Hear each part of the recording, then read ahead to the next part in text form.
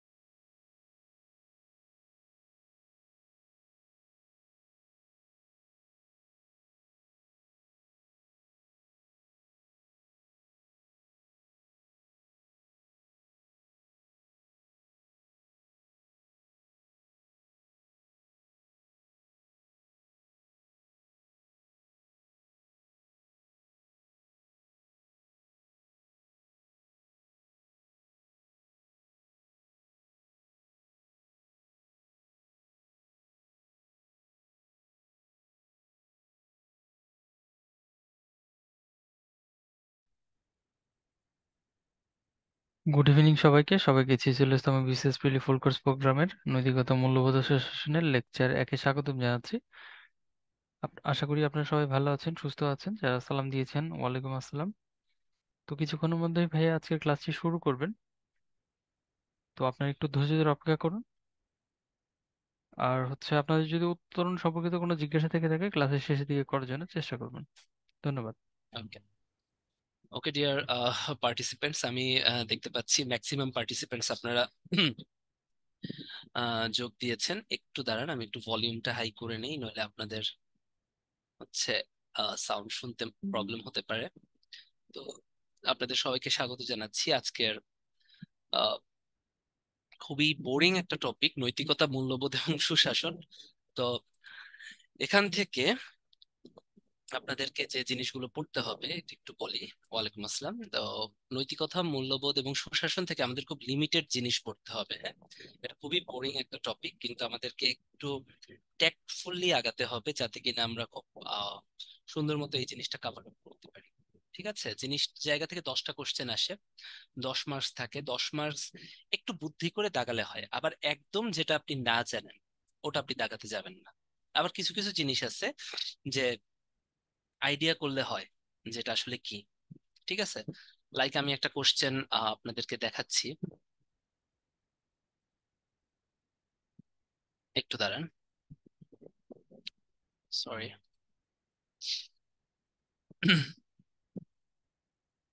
দেখেন, আন্দাজে দাগাইলে হয়, আবার আন্দাজে দাগাইলে হয় না। এই জায়গাটা হচ্ছে এরকম, দেখেন এই যে ভালো মন্দ কোন ধরনের মূল্যবোধ, তাই না?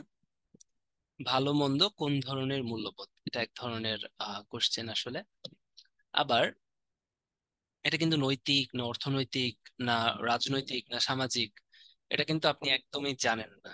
একদম আন্দাজে দাগাইলে কিন্তু হবে না, কারণ এটা সামাজিক বা নৈতিক দুইটার দিক থেকে কিন্তু প্যাচ লাগে। তাই যেটা একদমই না জানবেন এই কোশ্চেন গুলো এখানে দাগানো যাবে না। আপনি লোভ করবেন মানে হচ্ছে গিয়ে ভুল করবেন। ঠিক আছে, এটা অনেকেই সামাজিক ভাবেন, অনেকেই নৈতিক ভাবেন, কিন্তু এটা কি, এটা আসলে নৈতিক। ঠিক আছে, হ্যাঁ। মূল্যবোধ, নৈতিকতা, সুশাসন, যেহেতু তো এটা নৈতিক মূল্যবোধের মধ্যে পড়ে, তাহলে দেখেন এটা কিন্তু আপনি একদমই জানতেন না, সো এগুলো হচ্ছে দাগাবেন না, যেগুলোতেই লাগবে। কিন্তু দেখেন, সুশাসনের পূর্ব শর্ত কি, তাই না? সুশাসনের পূর্ব শর্ত কি? একটা সুশাসন আপনি কখন দিবেন, কখন হবে একটা দেশের সুশাসন, কখন প্রতিষ্ঠিত হবে? যখন সেখানে গণতন্ত্র প্রকাশিত হবে। গণতন্ত্র মানে কি, সেখানে মত প্রকাশের স্বাধীনতা থাকবে। এখানে তিনটা চারটার মধ্যে কিন্তু মত প্রকাশের স্বাধীনতাটা আপনার মোটামুটি আপনি মনে করেন যে হতে পারে। সুশাসন পদ্ধতির উদ্ভাবককে, এই ধরনের কোশ্চেন দাগাবেন, তাই না? বিশ্ব ব্যাংক, ওয়ার্ল্ড ব্যাংক, তো এগুলো পড়াবো, তো এই ধরনের কোশ্চেন দাগাইতে হবে যেগুলো জানেন, হ্যাঁ। আর যেগুলো হচ্ছে আপনার চিন্তা করলে যে হ্যাঁ এটা হতে পারে, ওগুলো দাগাবেন। কিন্তু একদমই জানেন না ওগুলো কিন্তু দাগানো যাবে না। যেমন মূল্যবোধের উৎস কোনটি, ধর্ম, সমাজ, নৈতিক চেতনা, রাষ্ট্র, এটা কিন্তু মনেই হয় মূল্যবোধটা আসলে নৈতিক চেতনা থেকে আসে, তাই না? হ্যাঁ। সুশাসনের মূল ভিত্তি, গণতন্ত্র, আমলাতন্ত্র, আইনের শাসন না মূল্যবোধ? হ্যাঁ, গণতন্ত্র থাকলে সুশাসন প্রতিষ্ঠিত হবে, ঠিক আছে, কিন্তু অবশ্যই গণতন্ত্রটা আইনের শাসনের মাধ্যমে পরিচালিত হতে হবে। তাহলে এই জায়গা থেকে আপনার হচ্ছে বুঝতে হবে কোনটা দাগাতে হবে কোনটা না দাগাতে হবে, কারণ কোশ্চেনটা এরকমই আসে। এবং 10টার ভিতরে কখনোই আপনি 5টার বেশি পারবেন না, এইরকম 5 নাম্বারের বেশি পাবেন না, এই চিন্তা করে এখানে পড়তে হবে। ঠিক আছে, তো খুবই একটা বোরিং একটা চ্যাপ্টার, তো বোরিং একটা চ্যাপ্টার আমরা কিভাবে আগাবো সেটাই হচ্ছে আমাদের কাহিনী। ফার্স্টে আসেন, একদম প্রথম কথা আমি আপনাদের যেটা বলবো, প্রথমে একটা লাইন, আমি যে লাইনগুলো বলবো এগুলো বললে অ্যাটলিস্ট পরীক্ষায় 4-5 পাবেন। মূল্যবোধ, তাই না, এটার নাম হচ্ছে নৈতিকতা, মূল্যবোধ ও সুশাসন। মূল্যবোধ আর নৈতিকতা একটা আর একটার সাথে ভাইস ভার্সা, একটা আর একটা থেকে উৎপত্তি। না, রিটেনে এখান থেকে আসেই না, হ্যাঁ, রিটেনে তেমন আসে না। ঠিক আছে, রিটেনে এখান থেকে আসে না বললেই চলে। রিটেনে শুধুমাত্র সুশাসনের একটা টিকা পড়তে হয়, ওটা আপনাদের রিটেনের সময় বলে দেবো, ঠিক আছে। মূল্যবোধ এবং নৈতিকতা যেটা আছে সেটা হচ্ছে একটা আরেকটার সাথে সম্পর্কিত, তার মানে মূল্যবোধের উৎস হচ্ছে নৈতিকতা, এটা একটু মাথায় রাখেন এই কথাগুলো, ঠিক আছে। জাস্ট আমি আপনাদের কিছু পয়েন্ট জিজ্ঞাসা করব, ঠিক আছে, সেটা যে নৈতিকতা হচ্ছে মূল্যবোধের উৎস, তাহলে অনেকগুলো কোশ্চেনের উত্তর আপনারা পারবেন। তাহলে আসেন আপনার সামনে যাই, বিভিন্ন সমাজবিজ্ঞানী কি কি বলছে এগুলো জাস্ট রিডিং পড়বেন। স্টুয়ার্ট সি ডট বলছেন, সামাজিক মূল্যবোধ হলো সে সমস্ত রীতিনীতির সমষ্টি যা ব্যক্তি সমাজের নিকট হতে আশা করে এবং সমাজ ব্যক্তির নিকট হতে লাভ করে। তার মানে এটা হচ্ছে সামাজিক মূল্যবোধ, নট মূল্যবোধ। ঠিক আছে, তার মানে যদি সামাজিক মূল্যবোধ বলে সেটাই হচ্ছে ব্যক্তি এবং সমাজ ভাইস ভার্সা। কিন্তু যদি শুধু মূল্যবোধ বলে, ঠিক আছে, মূল্যবোধটা কিন্তু নৈতিকতা থেকে আসে, এটা একটু মনে রাখতে হবে। ঠিক আছে, তাই এই সংজ্ঞাগুলো পড়ে কোনো লাভ নাই, কারণ এই সংজ্ঞাগুলো আপনি কখনো মনে রাখতে পারবেন না। শুধু সামাজিক মূল্যবোধ যেটা ব্যক্তি আর সমাজের মধ্যে একটা মিথস্ক্রিয়া। ঠিক আছে, কিন্তু নৈতিকতা আর মূল্যবোধ হচ্ছে পারস্পরিক, মানে নৈতিকতাই হচ্ছে মূল্যবোধের উৎস, এটা কিন্তু অনেকবার আসছে যে নৈতিক চেতনা থেকে মূল্যবোধ সৃষ্টি হয়। তাহলে একটু দেখি, মূল্যবোধ, হ্যাঁ। মূল্যবোধের বৈশিষ্ট্য, মূল্যবোধের বৈশিষ্ট্য দেখেন, এই কথাটা আমি বললাম নৈতিকতা প্রাধান্য, এখান থেকে আপনারা কতটুকু পড়বেন বুঝতে পারেন না, হ্যাঁ। মূল্যবোধে কিন্তু নৈতিকতাটাই প্রাধান্য পায়, এটা মনে রাখতে হবে। হ্যাঁ, আর অন্য জিনিসগুলো, হ্যাঁ, পরিবর্তনশীলতা, নৈতিকতা, বিভিন্নতা, বৈচিত্র্যময়, যোগসূত্র সেতু বন্ধন করে, সামাজিক মাপকাঠি, এগুলো তো আছে, কিন্তু নৈতিকতাটা হচ্ছে প্রাধান্য পায়। মূল্যবোধের শ্রেণী বিভাগ, মূল্যবোধ হচ্ছে অনেকগুলো শ্রেণী বিভাগ পাওয়া যায়: সামাজিক মূল্যবোধ, রাজনৈতিক মূল্যবোধ, গণতান্ত্রিক মূল্যবোধ, ধর্মীয়, আধুনিক, হ্যাঁ, সাংস্কৃতিক, নৈতিক। এর ভিতরে নৈতিক যে মূল্যবোধটা আছে, ঠিক আছে, এই নৈতিক মূল্যবোধ মনে করেন হচ্ছে ভালো মন্দ, এবং এই নৈতিক মূল্যবোধ নিয়েই আমাদের কোশ্চেনটা আসে। এবং আমাদের পুরা আমরা যারা ক্যাডার সার্ভিসে আসছি, মূলত আমাদের পড়ানোই হয় নৈতিক মূল্যবোধ। আপনি যখন ক্যাডার হবেন, আপনার যখন ফাউন্ডেশন ট্রেনিং হবে, তখন মূলত এই নীতি এবং মূল্যবোধ নিয়ে কাজ করবে। ঠিক আছে, বাকিগুলো তো থাকবেই, নৈতিক মূল্যবোধ যদি থাকে তাহলে বাদ বাকিগুলো কিন্তু চলে আসে, সামাজিক মূল্যবোধ, সাংস্কৃতিক মূল্যবোধ, ঠিক আছে। তাহলে এই জিনিসটা নিয়ে একটু কাজ করেন, তাহলে মূল্যবোধের শ্রেণী বিভাগ হচ্ছে 9 ভাগে, মূল্যবোধের শ্রেণী বিভাগ, এটা পরীক্ষায় আসে যে মূল্যবোধকে কয় ভাগে ভাগ করা যায়: সামাজিক, রাজনৈতিক, গণতান্ত্রিক, ধর্মীয়, আধুনিক, আধ্যাত্মিক, অর্থনৈতিক, নৈতিক, সাংস্কৃতিক। এই নৈতিক মূল্যবোধের একটা উদাহরণ হচ্ছে ভালো এবং মন্দ, এটার পার্থক্য বুঝতে পারা হচ্ছে নৈতিক মূল্যবোধ। এটা আপনার নীতি, কারণ নীতি নিয়েই সরকারি কর্মচারীরা কাজ করবে, ঠিক আছে, বুঝতে পারছেন। আসেন, মূল্যবোধের উপাদান খুবই ইম্পর্টেন্ট। মূল্যবোধের উপাদান অনেকগুলো আছে, জাস্ট রিডিং পড়বেন মূল্যবোধের উপাদান কি কি। প্রথম কথা, নীতি, এটা ভুল করা যাবে না, হ্যাঁ। শ্রমের মর্যাদা, আইনের শাসন, আইনের শাসন যদি প্রতিষ্ঠা হয় তাহলে সুশাসন নিশ্চিত হবে, এটা যেন মনে থাকে। তো সুশাসন, তাই না, মানে সুকৃষ্ট রূপের শাসন, বা একদম সুচারু রূপের শাসন, বা একদম সুন্দর শাসন, যেটা গণতান্ত্রিক শাসন। তাহলে সুশাসন প্রতিষ্ঠিত হবে যদি কিনা আপনার আইনের শাসনটা প্রতিষ্ঠিত হয়, এটা কিন্তু মনে রাখতে হবে। এখন আইনের শাসন বলতে কি কি বুঝি, তাই না? আইনের শাসন যখন প্রতিষ্ঠিত হবে, সেখানে অবশ্যই দায় দায়িত্ব থাকবে এবং জবাবদিহিতা থাকবে। হ্যাঁ, সুশাসন, দেখেন, আইনের শাসন, সুশাসন। তার সুশাসনের কি কি থাকে? সুশাসনে কিন্তু মেইনলি জবাবদিহিতা থাকতে হবে। প্রথম কথা হচ্ছে জবাবদিহিতা, অ্যাকাউন্টেবিলিটি থাকতে হবে। জবাবদিহিতা বা অ্যাকাউন্টেবিলিটি, ঠিক আছে। আপনি যদি জবাবদিহি না হন তাহলে কিন্তু হবে না। তাহলে সুশাসনের একটা ভিত্তি হচ্ছে জবাবদিহিতা। হ্যাঁ, সুশাসন তখনই প্রতিষ্ঠিত হবে যখন জবাবদিহিতা প্রতিষ্ঠিত হবে। আর সুশাসন কখন প্রতিষ্ঠিত হবে?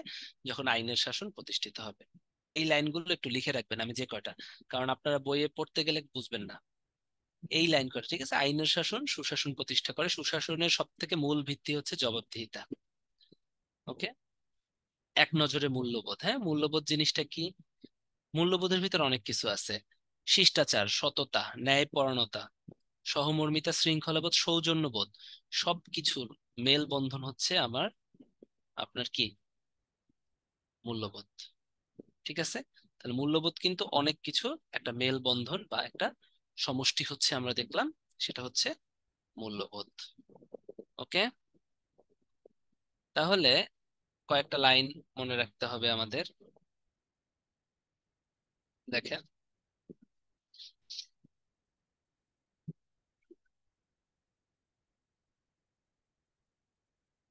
সমাজের ভালো মন্দের মানদণ্ড বলা হয় মূল্যবোধকে, ঠিক আছে। ওই যে নৈতিক মূল্যবোধ, এবং এটা যদি বলেন যেটা কোন ধরনের মূল্যবোধ, এটা কিন্তু অবশ্যই নৈতিক মূল্যবোধ, ঠিক আছে, ভালো আর মন্দ। হ্যাঁ, মূল্যবোধের চালিকা শক্তি হচ্ছে সংস্কৃতি, এটা পরীক্ষায় আসে। মূল্যবোধের চালিকা শক্তি কি? সংস্কৃতি।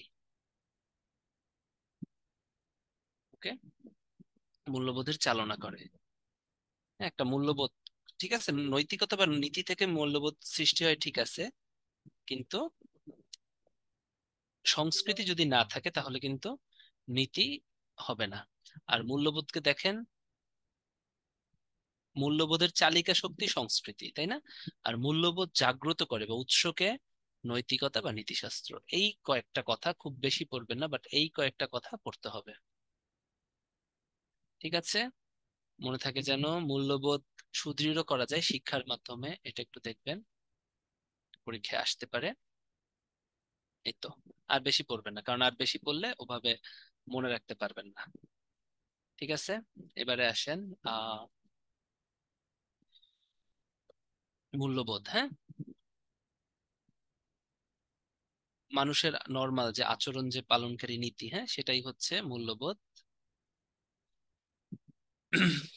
যেটা মানুষের বাহ্যিক আর অভ্যন্তরীণ আচরণকে নিয়ন্ত্রণ করে, তাই না? মূল্যবোধ কিন্তু একটা আইনের ভিত্তি। মূল্যবোধ কিন্তু আইনের ভিত্তিও। ওকে।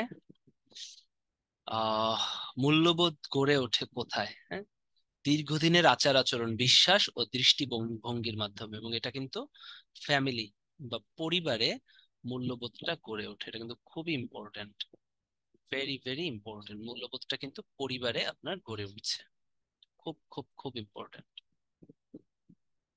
আসেন, মূল্যবোধ শিক্ষা শুরু হয় তাহলে কোথা থেকে? পরিবার থেকে। হ্যাঁ, মূল্যবোধ শিক্ষার প্রধান পদ্ধতি দুইটি। ঠিক আছে, কারাগারও কিন্তু মূল্যবোধের শিক্ষা প্রদান করে। হ্যাঁ, কারাগারও কিন্তু করতে পারে। ঠিক আছে, এই জিনিসগুলো দেখতে হবে। তাহলে মূল্যবোধ থেকে আমরা যদি বলি, আমরা মূল্যবোধ থেকে কি কি দেখলাম? কয়েকটা পরীক্ষায় বারবার আসা কোশ্চেন, ভালো মন্দ, এটা হচ্ছে নৈতিক মূল্যবোধ। এই কয়েকটা পয়েন্ট পড়বেন, খুব বেশি পড়া লাগবে না, তাহলে পরীক্ষায় লিখতে পারবেন। নৈতিকতা থেকে মূল্যবোধ সৃষ্টি বা জাগ্রত করে, তাই না? আর হচ্ছে মূল্যবোধের চালিকা শক্তি হচ্ছে সংস্কৃতি। মূল্যবোধের চালিকা শক্তি কি? সংস্কৃতি। এই দুটো কিন্তু খুব ইম্পর্টেন্ট। ওকে। আর হচ্ছে মূল্যবোধ শিক্ষার সূতিকাগারকে, এটা হচ্ছে পরিবার। এই কয়টা লাইন যদি পড়তে পারেন তাহলে কিন্তু আপনারা মোটামুটি আনসার করতে পারবেন, নইলে কিন্তু পড়তে গেলে আপনারা বুঝবেন না আলটিমেটলি কোত্থেকে আসতেছে। ঠিক আছে, প্রতিটি শিশু যে মূল্যবোধ নিয়ে জন্মায় সেটা হচ্ছে ব্যক্তিগত মূল্যবোধ। দেখেন, ব্যক্তির মূল্য ও মর্যাদার যে স্বীকৃতি সেটা হচ্ছে পেশাগত মূল্যবোধ, তাই না? একটা ব্যক্তির মূল্য বা মর্যাদার স্বীকৃতি, ঠিক আছে, এগুলো অতটা আসে না, দরকার নাই। যে দেশের মূল্যবোধ অনেক পুরাতন, চীন আর ভারতের মূল্যবোধটা অনেক পুরাতন, খুবই ইম্পর্টেন্ট। আর মূল্যবোধের চালিকা শক্তি হচ্ছে সংস্কৃতি, যেটা বললাম, এগুলো লাগবে। মূল্যবোধেরই একটা প্রকার হচ্ছে সুশাসন। মূল্যবোধের একটা প্রকার কি? সেটা হচ্ছে সুশাসন। তাহলে এখন আমরা হচ্ছে সুশাসন নিয়ে কথা বলবো। সুশাসনের মূল ভিত্তি কি? আইনের শাসন। ঠিক আছে, দেখেন একই কথা বারবার, ভালো মন্দের মানদণ্ড, কারণ এগুলো বারবার আসছে। মূল্যবোধ, মূল্যবোধের চালিকা শক্তি সংস্কৃতি। মূল্যবোধ জাগ্রত করে নীতিশাস্ত্র বা নৈতিকতা। এটা যেগুলো যেন ভুল না হয়, যে কটা লাইন বললাম। ঠিক আছে, ওকে। এটা একটু দেখি তো পারেন নাকি, আনসার করেন দেখি, এতক্ষণ যা পড়াইছি এর ভিতর থেকে। মূল্যবোধের শিক্ষা আত্মনিয়ন্ত্রণাধীন প্রতিষ্ঠা করে, আত্মনিয়ন্ত্রণাধিকার মানে নিজের নিয়ন্ত্রণ অধিকার প্রতিষ্ঠা করে। ফলে কি নিশ্চিত হয়?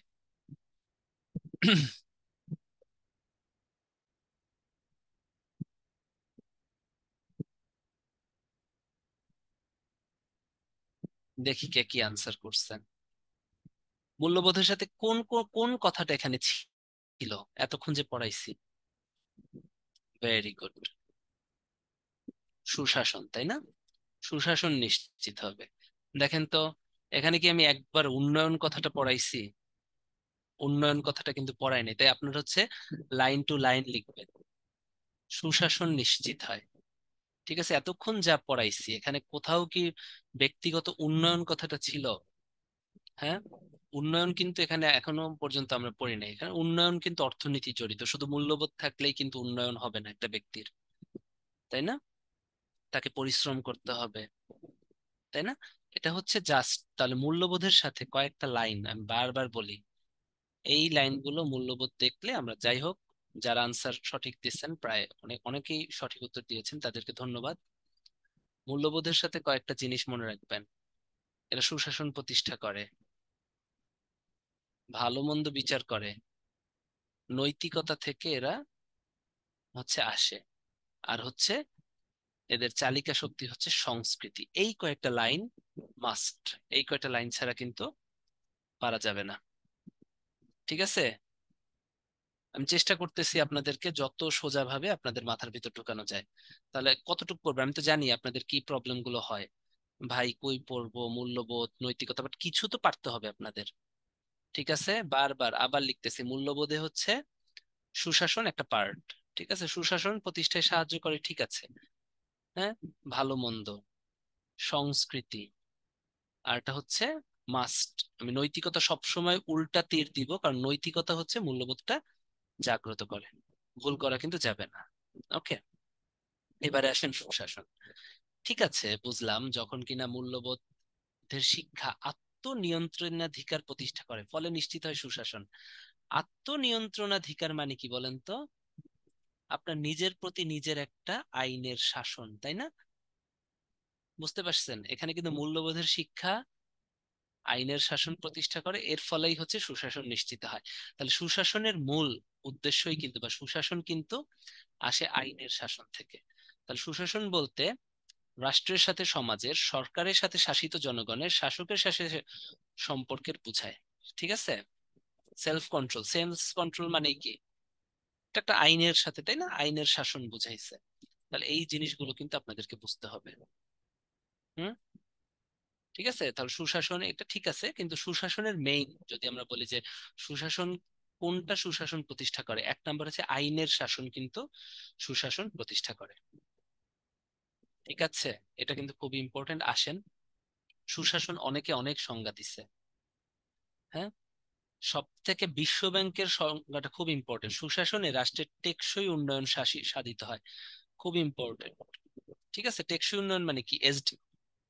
তাহলে এসডিজির মূল ভিত্তি কিন্তু সুশাসন। হ্যাঁ, সুশাসন ছাড়া কিন্তু হবে না, এটা বিশ্ব ব্যাংক বলছে। এসডিজি যে বাস্তবায়িত হবে, সুশাসনের মাধ্যমে বাস্তবায়িত হবে। ইউএনডিপি বলছে সুশাসন সকলের অংশগ্রহণের মাধ্যমে অর্থপূর্ণ রাজনৈতিক পরিবেশ প্রতিষ্ঠা করে। জাতিসংঘ বলছে সুশাসনের লক্ষ্য উদ্দেশ্য হলো মৌলিক স্বাধীনতার উন্নয়ন। একবার দেখবেন। ঠিক আছে, কারণ আসে ইউএনডিপি আর বিশ্ব ব্যাংক, এই দুইটা আসছে, সো জাতিসংঘটা আসতে পারে।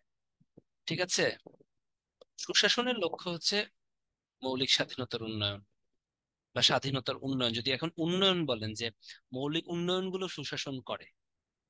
ঠিক আছে, কিন্তু মূল্যবোধ কিন্তু উন্নয়ন করে না, মূল্যবোধ করে সুশাসন, সুশাসন করে উন্নয়ন। ঠিক আছে, সুশাসন কি করে? এই যে টেকসই, এসডিজি, তাই না, সাস্টেইনেবল ডেভেলপমেন্ট করে। তাহলে দেখেন তো, আস্তে আস্তে আমরা আগাই।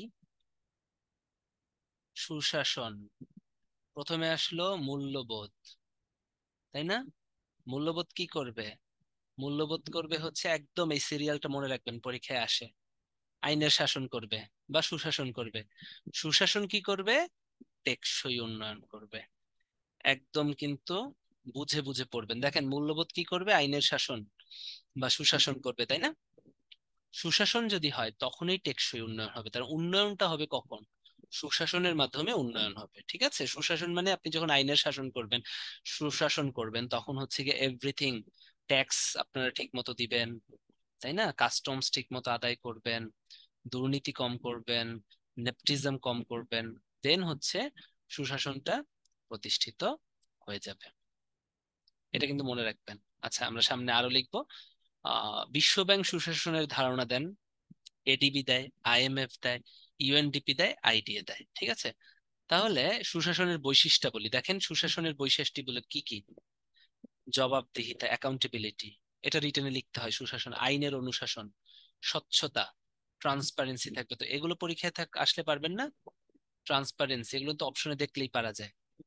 জবাবদিহিতা, অ্যাকাউন্টেবিলিটি, জনগণের সাথে আপনার জবাবদিহিতা, আপনার ঊর্ধ্বতন কর্তৃপক্ষের কাছে জবাবদিহিতা। বাক স্বাধীনতা, ভেরি ভেরি ইম্পর্টেন্ট। ঠিক আছে, হ্যাঁ, ইনফরমেশন ফ্লো। ঠিক আছে, বাক স্বাধীনতা প্লাস ইনফরমেশন যে ফ্লো, তথ্যের অবাধ প্রবাহ, তাই না? আপনি যেটা বলবেন ওটা প্রবাহিত হয়ে জনগণের কাছে পৌঁছাইতে হবে, বা আপনি যেটা বলবেন ওটা সরকারের শুনতে হবে। এটাই বাক স্বাধীনতা। এই বাক স্বাধীনতা দিয়ে পরীক্ষায় একটা কোশ্চেন আসছিল, এটা কোন ধরনের অধিকার? হ্যাঁ, বাক স্বাধীনতাটা কোন ধরনের অধিকার? এটা অনেকেই রাজনৈতিক অধিকার দিছিল, আমি যে বিসিএস এ টিকছি না, এটা একটা মৌলিক অধিকার। হ্যাঁ, সংবিধানের 3য় ভাগে একদম উল্লেখ করা আছে চিন্তা ও বিবেকের স্বাধীনতা, আছে না? ওখানে সুন্দর মতো বাক স্বাধীনতা আছে। তাই এটা যারা হচ্ছে মৌলিক অধিকার বা একটা, ওটা নিয়ে যে আইনগুলো হয়েছে পরবর্তীতে, তথ্য অধিকার আইন ইত্যাদি, ওখানে বাক স্বাধীনতাকে মৌলিক অধিকার বলছে। তাই পরীক্ষায় যদি আসে, সুশাসনের তো এগুলো বৈশিষ্ট্য, তাই না? স্বচ্ছতা, হ্যাঁ, বৈধতা থাকবে, বিচার বিভাগের স্বাধীনতা থাকবে, অংশগ্রহণের সুযোগ, মানে সবাই সমানভাবে অংশগ্রহণ করতে পারবে। তো এর ভিতর থেকে বাক স্বাধীনতাটা আসে। বাক স্বাধীনতা বা হচ্ছে সংবাদপত্রের স্বাধীনতা, এগুলো হচ্ছে মিডিয়া, সহজ কথায়, ঠিক আছে? এগুলো সবই কিন্তু কোন ধরনের অধিকার? অনেকেই হচ্ছে রাজনৈতিক অধিকার বলে না। শুধু রাজনৈতিক ক্ষেত্রে কি এগুলো ব্যবহার করা হয় নাকি? মৌলিক অধিকার, হ্যাঁ। আপনারা একদম খুব সুন্দর মতো আইন যেটা হয়েছে, তথ্য অধিকার আইন, ওটার ভিতরেই লেখা আছে যে বাক স্বাধীনতা, সংবাদ, এগুলো হচ্ছে সংবিধানে দেয়া আছে, এগুলো মৌলিক অধিকারের ভিতরে। এর ভিতরে বাক স্বাধীনতাটা অবশ্যই মৌলিক অধিকার, এটা কিন্তু ভুল করা যাবে না। ওকে, এবার আসেন, এখান থেকে একটা কোশ্চেন আসে পরীক্ষায় যে সংস্থা ভিত্তিক সুশাসনের উপাদানের সংস্থা, কোন সংস্থা বলছে সুশাসনের কয়টা উপাদান? খুবই ইম্পর্টেন্ট, ইউএনডিপিটা মুখস্থ করবেন 9টা, জাতিসংঘ বলছে 8টা, বিশ্ব ব্যাংক বলছে 6টা, এটা পরীক্ষায় আসছে আগে, প্রিভিয়াস বিসিএস এ আসছে। বিশ্ব ব্যাংক কয়টা বলছে? ঠিক আছে, আইএমএফ কয়টা বলছে? প্রিভিয়াস বিসিএস এ আসছে। ওকে, বাকিগুলো আপনি পড়বেন না না পড়বেন এটা সম্পূর্ণ আপনার ব্যাপার, কিন্তু এগুলো পরীক্ষায় আসছে। আমি বলবো হচ্ছে মোস্ট ইম্পর্টেন্ট, যে দুইটা দুইটা থাকবে, ইউএনডিপি পড়বেন, বিশ্ব ব্যাংক পড়বেন, আইএমএফ পড়বেন, এগুলো খুব আসে যে পরীক্ষায় আসছে। আমি যেবার পরীক্ষা দিছিলাম ওইবার মনে হয় বিশ্ব ব্যাংকে আসছিল, বিশ্ব ব্যাংক অথবা আইএমএফ যে কোনো একটা আসছিল। হ্যাঁ, এটা আমার মনে আছে, বিশ্ব ব্যাংক, বিশ্ব ব্যাংক আসছিল অথবা আইএমএফ, আমার ঠিক আহ খেয়াল মানে আসতেছে না। ঠিক আছে, ইউএনডিপি প্রিভিয়াস, এটাও আসছে, হ্যাঁ। সো বাকিগুলোও কিন্তু আসতে পারে। তো এগুলো যেহেতু আসছে, আসে কারণ ইউএনডিপি নিয়েই কিন্তু বাংলাদেশের এখন কাজ, ইউনাইটেড নেশনস ডেভেলপমেন্ট প্রোগ্রাম, তাই না? ডেভেলপমেন্ট প্রোগ্রাম নিয়ে আমাদের কাজ না, আমাদের যত ডেভেলপমেন্ট হচ্ছে। ওকে, তারপরে বিশ্ব ব্যাংক নিয়ে আমরা কাজ করি, আইএমএফ নিয়ে কাজ করি। সো এগুলোতে খুব ইম্পর্টেন্ট যে কোনটা কোনটা তাহলে ইউএনডিপি বলছে 9টা, বিশ্ব ব্যাংক 6টা, আর আইএমএফ 4টা। বাকিগুলোর ভিতরে আপনারা হচ্ছে জাতিসংঘটা পড়ে ফেলবেন 8টা। এখান থেকে কিন্তু একটা আসবে মাস্ট, এই স্লাইডটা মাস্ট, আপনারা যদি এক কনফার্ম করতে চান সুশাসনে, তাহলে এখান থেকে একটা আসবে। ঠিক আছে, তো যে কয়টা বললাম, বিশ্ব ব্যাংক 6টা, সুশাসনের উপাদান বলছে 6টা, আইএমএফ বলছে 4টা, ইউএনডিপি বলছে 9টা। এই তিনটার সাথে জাতিসংঘটা পড়তে পারেন, বাকিগুলোও দেখতে পারেন, সমস্যা নেই। ইউএনএইচসিআর 5টা বলছে, যে কমিশন অফ রিফিউজি, শরণার্থী বিষয়ক যে সংস্থাটা, ওরা 5টা বলছে, এএফবিডিও 5টা বলছে। দেখেন তো ইজি কিন্তু মনে রাখা, আইএমএফ, আইডিএ, কৌটিল্য 4টা বলছে, বিশ্ব ব্যাংক বলছে 6টা, ইউএনডিপি সব থেকে বেশি বলছে 9টা, জাতিসংঘ 8টা। এখান থেকে একটা আসবে, শিওর থাকেন। ইউএনডিপি সুশাসন নিশ্চিত করতে যে 9টা উপাদানের কথা বলছে, অংশগ্রহণ, আইনের শাসন, হ্যাঁ, স্বচ্ছতা, যেগুলো দেখেন আমাদের সাথে মিল আছে, জবাবদিহিতা, সংখ্যাগরিষ্ঠের মতের প্রাধান্য, কৌশলগত লক্ষ্য, সংবেদনশীলতা, কার্যকারিতা, দক্ষতাটা খুব ইম্পর্টেন্ট ইউএনডিপির জন্য, সমতা ও ন্যায্যতা। ঠিক আছে, এফবিডি হচ্ছে আফ্রিকান ডেভেলপমেন্ট ব্যাংক, এফডিবি হবে, হ্যাঁ, ওটা বিডি লিখে ফেলছে, এফডিবি, হ্যাঁ, আফ্রিকান ডেভেলপমেন্ট ব্যাংক। জাতিসংঘ 8টা বলছে, ঠিক আছে, এটা একে একটু মনে রাখেন, এগুলো দরকার নাই, ঠিক আছে, এগুলো তো মনেই থাকবে, জবাবদিহিতা, ন্যায় বিচার, স্বচ্ছতা।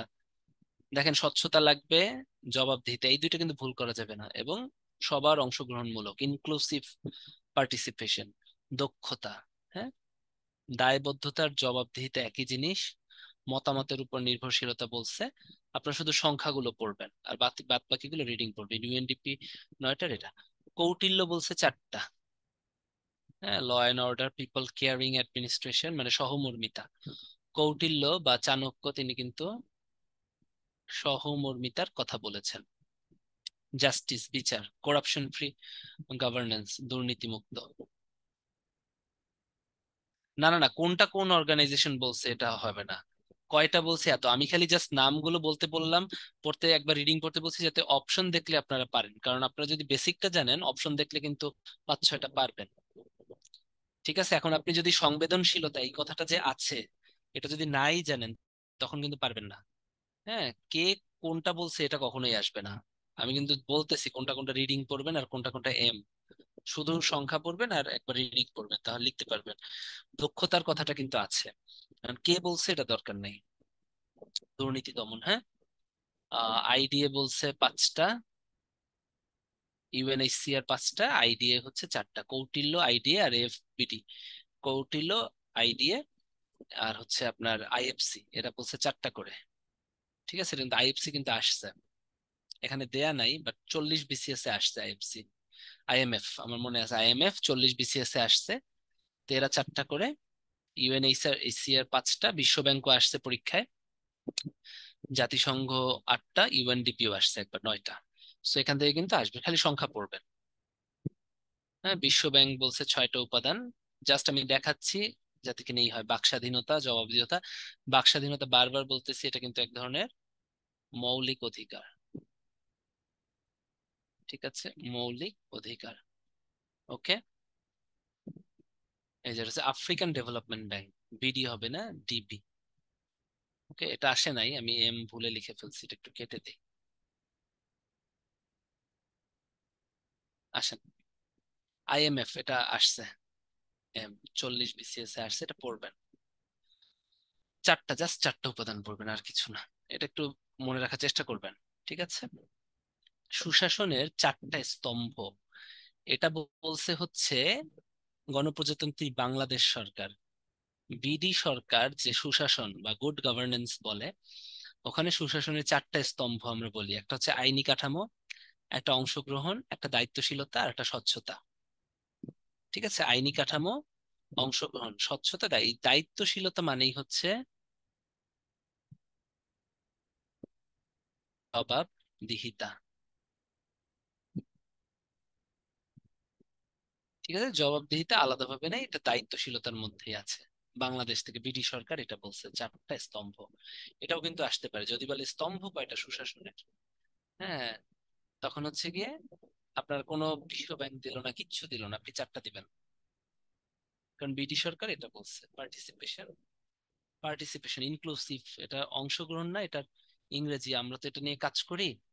ইনক্লুসিভ পার্টিসিপেশন, হ্যাঁ, মানে হচ্ছে সকলের, সকল পর্যায়ের জনগণের পার্টিসিপেশন লাগবে। আইনি কাঠামো, ট্রান্সপারেন্সি আর দায়িত্বশীলতা, হ্যাঁ, দায়িত্বশীলতার ভিতরে ওরা জবাবদিহিতা নিয়ে আসছে। ওকে, এই 3টা করতে হবে। আর যখন আপনি রিটেনে লিখবেন এত স্তম্ভ স্তম্ভ লাগবে না, সুশাসনের বৈশিষ্ট্য বা সুশাসনের স্তম্ভ এই লিখে আপনার যা যা মনে পড়বে যখন রিটেনে লিখবেন, লাইক জবাবদিহিতা, স্বচ্ছতা, এখানে দুর্নীতি দমন, মানে এতক্ষণ যা পড়ে আসছেন তখন আলাদা আলাদা করে লিখতে হবে না। তাহলে সুশাসনের পূর্ব শর্ত, আমি বারবার বলতেছি জবাবদিহিতা, এটা জানতে হবে, এটা অনেকবার পরীক্ষায় আসে। সুশাসনের পূর্ব শর্ত কিন্তু জবাবদিহিতা।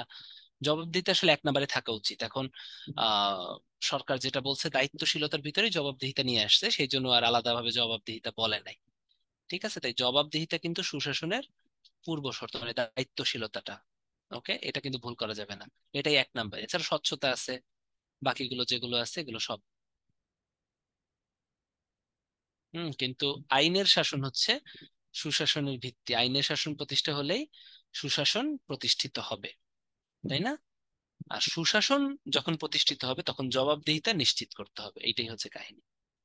তাহলে আসেন, স্বভাব এই যে সুশাসনের খুব ইম্পর্টেন্ট মূল চাবিকাঠি জবাবদিহিতা, আর মূল ভিত্তি কি, আইনের শাসন, সুন্দর মতো লিখে রাখবেন। ফার্স্টে দেখেন তো সিরিয়ালি, এখন আমরা যাব মূল্যবোধ। হ্যাঁ, মূল্যবোধের পর কি ছিল, আমরা যদি চলে যাই, আইনের শাসন। আইনের শাসন হচ্ছে সুশাসনের ভিত্তি। সুশাসন কি করবে, টেকসই উন্নয়ন করবে।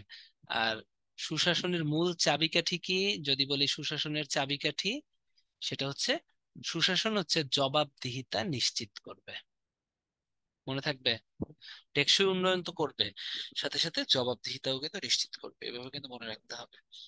এই লাইনগুলো খুব বেশি পড়তে যাবেন না। সুশাসনের মূল ভিত্তি আইনের শাসন, সুশাসনের চাবিকাঠি, মূল চাবিকাঠি হচ্ছে জবাবদিহিতা। খুব আসে সুশাসনের অন্তরায়, দেখেন অন্তরায় কি ঝামেলা হবে? দুর্নীতি, স্বজনপ্রীতি। হ্যাঁ, স্বজনপ্রীতি হচ্ছে নেপোটিজম, কঙ্গনা রনাউত, তাই না? এই ওয়ার্ডটা খুব ইউজ করে, তাই না? নেপোটিজম, অন্তরায় সুশাসন। এখন সুশাসনের মানদণ্ড কি? সুশাসন যে হচ্ছে এটা আপনি বুঝবেন কিভাবে? তাই না? জনগণের সন্তুষ্টি দিয়ে, তাই না? জনগণ যদি বলে, কারণ জনগণই হচ্ছে আলটিমেটলি আয়না কোন উন্নয়নের, তাই না? জনগণের সম্মতি আর সন্তুষ্টি, এই কথাগুলো একটু মনে রাখবেন, একটু বোঝার চেষ্টা করেন, তাহলে লিখতে পারবেন। ঠিক আছে। আচ্ছা, একটু সুশাসনের ধারণাটা আমি একটু বলি, দেখেন তো। সুশাসন যে আপনার গঠন হয়েছিল ওই সময় আলটিমেটলি, এখানে আমি দেখলাম যে ব্যাংক গুলো, তাই না, বিশ্ব ব্যাংক যেটা ছিল, এরা হচ্ছে সুশাসনের ধারণা দিছিলেন। কিন্তু এই যে সুশাসনের ধারণা যে বিশ্ব ব্যাংক দিছিলেন, কোন জায়গাটায় আলটিমেটলি ঝামেলা হয়েছিল বলেন তো? মহাদেশগুলোর ভিতরে সব থেকে বাজে মহাদেশ কোনটা, বা হচ্ছে পিছিয়ে পড়া মহাদেশ কোনটা? আফ্রিকা, তাই না? ওই আফ্রিকায় ঝামেলা হয়েছিল পরেই কিন্তু বিশ্ব ব্যাংক প্রথমে সুশাসনের ধারণাটা দেয় আর কি। ঠিক আছে, তাহলে এটা একটু মনে রাখতে হবে যে আমরা জানি বিভিন্ন জায়গা দেয়, কিন্তু বিশ্ব ব্যাংক সর্বপ্রথম দেয়, তাই না? আমরা যদি দেখে আসি, দেখেন, আমরা সুশাসনের ধারণা যদি দেই, এই যে বিশ্ব ব্যাংক 1989 সালে একদম সর্বপ্রথম সুশাসনের ধারণা দেয় না? এটাও কিন্তু পরীক্ষা আসে যে সর্বপ্রথম সুশাসনের ধারণা দেয় কে, তাই না? মানে এগুলোর ভিতরে এখন যদি বলে কৌটিল্য, কৌটিল্য তো দিবে, কিন্তু আপনাকে যদি ব্যাংকগুলোর ভিতরে বলে বা অর্থনৈতিক প্রতিষ্ঠানগুলোর ভিতর বলে, দিয়ে দেয় বিশ্ব bank, ADB, IMF, UNDP, but তারও আগে কিন্তু কৌটিল্য দেয়। ঠিক আছে, কৌটিল্যর আগেও কিন্তু শ্রীকৃষ্ণ দেয়। সো অপশন কিন্তু আপনার যদি শ্রীকৃষ্ণ আসে তখন কিন্তু উত্তর দিতে হবে শ্রীকৃষ্ণ। কৌটিল্য যদি আসে শ্রীকৃষ্ণ না দিয়ে কৌটিল্য দিতে হবে। আপনাকে সিরিয়ালটা মনে রাখতে হবে, তাই না? গৌতম বুদ্ধও কিন্তু সুশাসনের ধারণা দেয়, হজরত মোহাম্মদ সাল্লাল্লাহু আলাইহি সাল্লামও কিন্তু সুশাসনের ধারণা দেয়। এখন তাদের জন্মসালগুলো কিন্তু আপনার জানতে হবে, তাই না? এখন যে যে এনাদের ভিতরে কে দেয়, তাই না? তাহলে আগে কে দেয় এটা কিন্তু আমাদের বুঝতে হবে। তাহলে ওইভাবে কিন্তু কোশ্চেন হতে পারে। একবার হয়েছিল, ওখানে অপশন ছিল কৌটিল্য, শ্রীকৃষ্ণ, বিশ্ব ব্যাংক, আর একটা ছিল হচ্ছে আইএমএফ। তাহলে উত্তর কি হবে? শ্রীকৃষ্ণ, কারণ শ্রীকৃষ্ণ হচ্ছে সব থেকে আগে। তো এই জন্য আপনাদেরকে কিন্তু আমি বললাম, ডেফিনেটলি আমি যাদের নাম বললাম সবাই কিন্তু সুশাসন নিয়ে কাজ করেছেন, তাই না? সুশাসন বিশ্বে ছড়িয়ে দেওয়ার চেষ্টা করেছেন। তাহলে আপনাদের কিন্তু, বা সুশাসনের জন্য কাজ করছেন, তাহলে আপনাদের কিন্তু সিরিয়ালটা মনে রাখতে হবে, তাই না? এভাবে একটু মনে রাখবেন, বিশ্ব ব্যাংক হচ্ছে এই ব্যাংকগুলোর ভিতর সর্বপ্রথম সুশাসন দেয়, এটা মনে রাখতে হবে। অর্ডারটা এখানে আমি না লিখি, অর্ডার আপনারা খুব ভালো মতোই জানেন, তাই না? কারণ এখানে আহ এই ব্যাপারগুলো কি, অর্ডার হচ্ছে আপনারা তো জানেন, শ্রীকৃষ্ণ হচ্ছে তার কিন্তু জন্মসাল ওভাবে কিন্তু নির্ণয় করা হয় না অনেক প্রাচীন কালে। কিন্তু কৌটিল্যর তো জন্মসাল নির্ণয় করা যায় না, খ্রিস্টপূর্বাব্দ, হ্যাঁ, খ্রিস্টাব্দে। হজরত মোহাম্মদ সাল্লাহ সাল্লামের জন্মসালটাও দেখে নিবেন, আর গৌতম বুদ্ধের জন্মসালটাও দেখে নিবেন, তাই না? এটা তো আমরা জানি, তারা তো খ্রিস্টপূর্ব, মানে হচ্ছে এরা ছিল হচ্ছে, সরি, যে যে বললো কৌটিল্য ছিল হচ্ছে আহ খ্রিস্টপূর্ব আর কি। আর গৌতম বুদ্ধ এবং হজরত মোহাম্মদ সাল্লাহ সাল্লাম হচ্ছে খ্রিস্টাব্দ। তো গৌতম বুদ্ধেরটা জানবেন, আর হজরত মোহাম্মদ সাল্লাহ সাল্লাম তো আমরা সবাই জানি মোটামুটি, তাই না? এই জন্য ওভাবে একটু দেখবেন আর কি। এটা পরীক্ষায় আসে নাই এখনো কখনো, কিন্তু গৌতম বুদ্ধ বা হজরত মোহাম্মদ সাল্লাহ সাল্লামকে নিয়ে কিন্তু কখনো আসে নাই, কিন্তু যদি আসে তাই আমি বললাম, আপনারা একটু দেখে নেবেন। ঠিক আছে, গৌতম বুদ্ধ সম্ভবত 680, 600,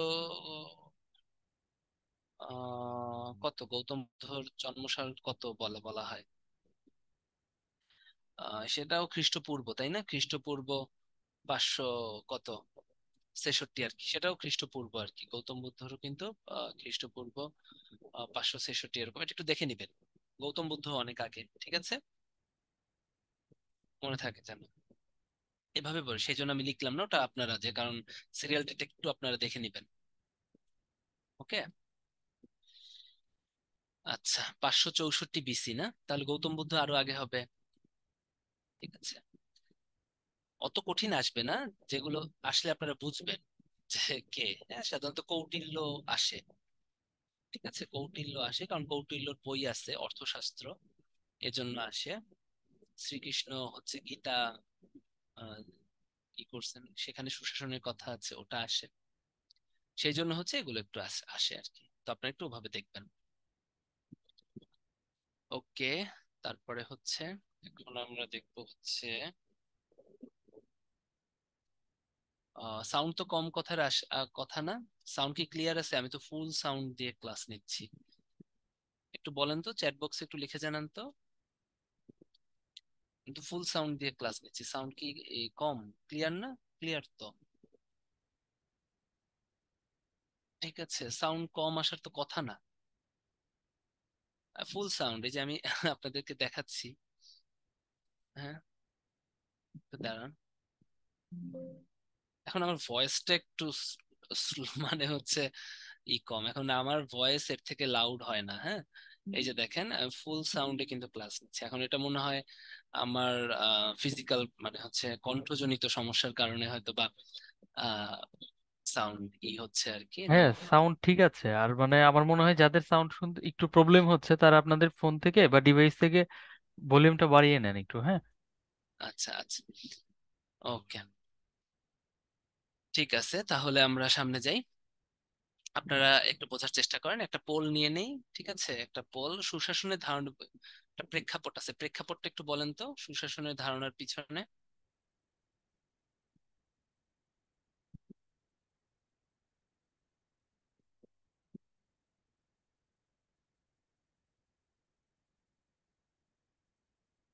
আহ, বিশ্ব ব্যাংক কোন জায়গাটার ব্যর্থতার জন্য?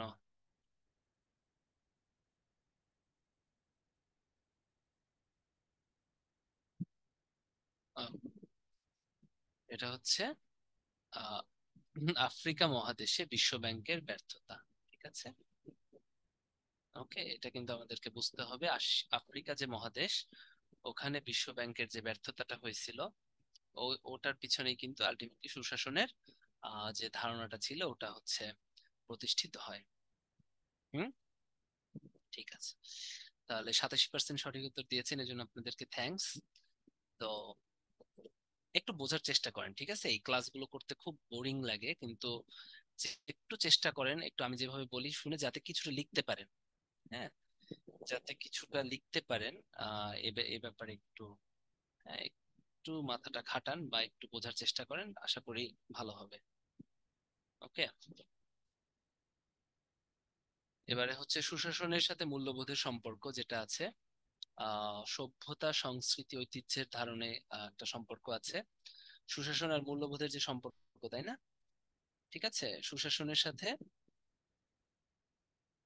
আহ সম্পর্ক, সভ্যতা, সংস্কৃতি, ঐতিহ্যের ধারণে সুশাসনের সাথে একটা সম্পর্ক আছে।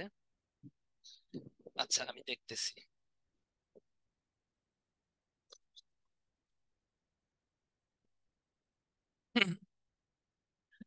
সভ্যতা, সংস্কৃতি আর ঐতিহ্য যেটা আছে, এটার সাথে হচ্ছে সুশাসনের সম্পর্ক আছে। সামাজিক ঐক্য সংহতি প্রতিষ্ঠায় আছে, ন্যায় বিচার প্রতিষ্ঠায় আছে, আইনের শাসন প্রতিষ্ঠায় আছে, তাই না? আইনের শাসন যেমন প্রতিষ্ঠা করে তেমনি, হ্যাঁ, আইনের শাসন যেভাবে সুশাসন প্রতিষ্ঠা করে। আর আপনারা তো ভাই মাঝে মধ্যে কি, আমি আচ্ছা ঠিক আছে, এগুলো বাদ দেন। হ্যাঁ, আপনারা বোঝার চেষ্টা করেন।